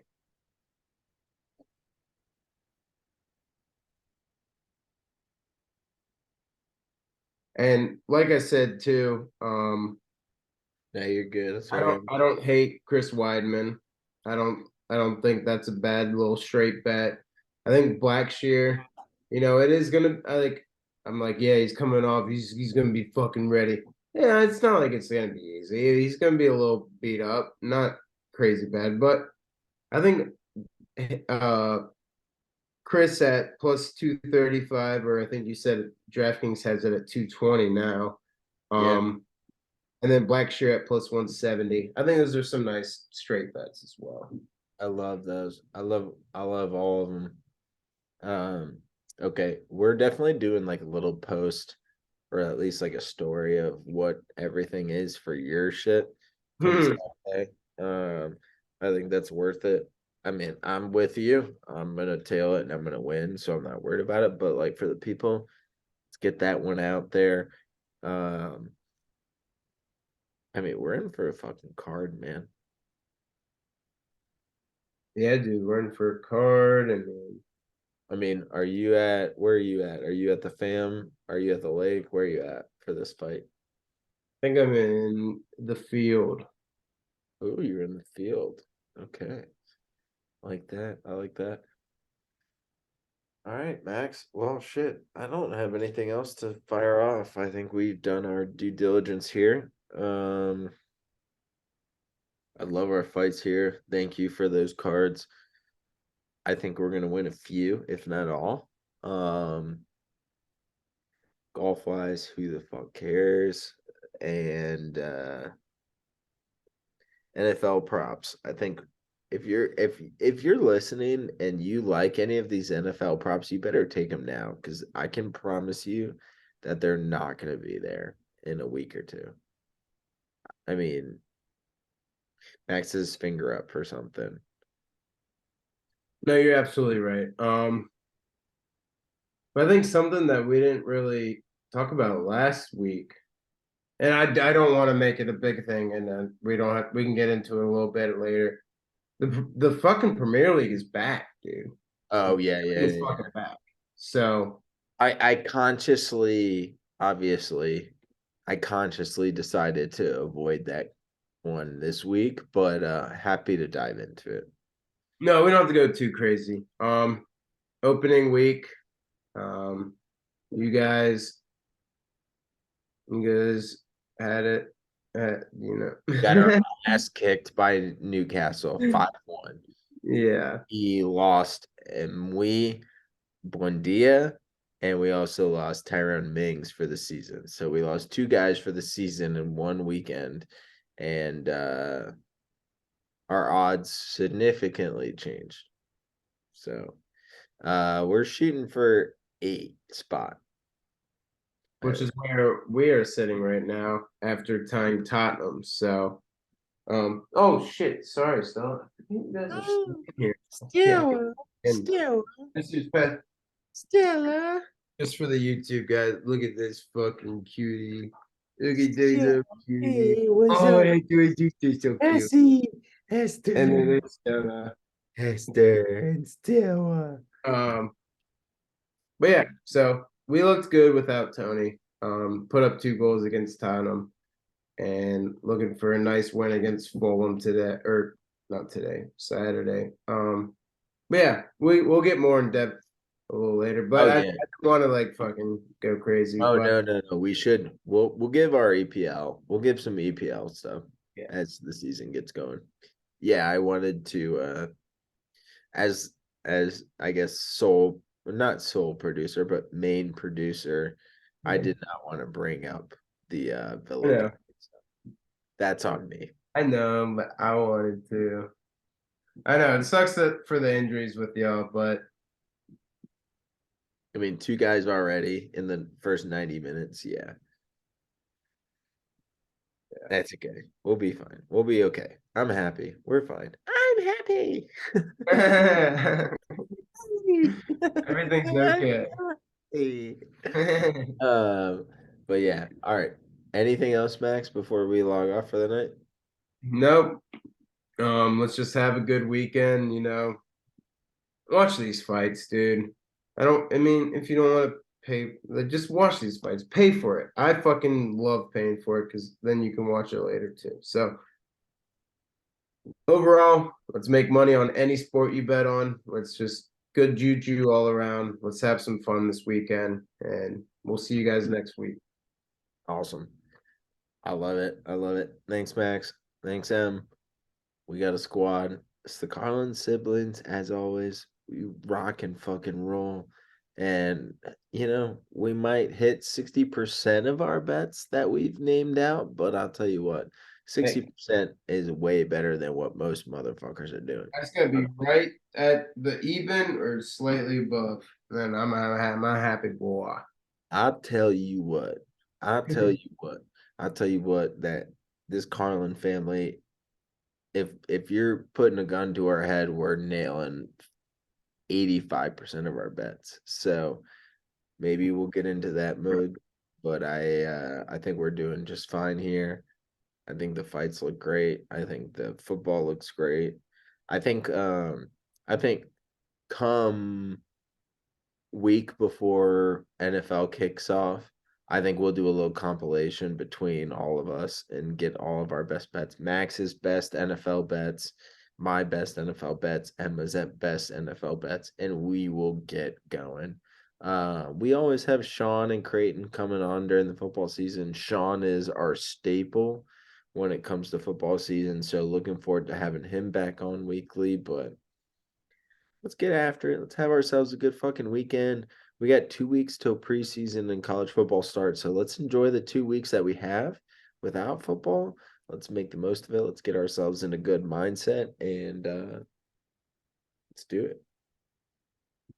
Thanks, guys. Boom. Hester ate it. Hester ate it.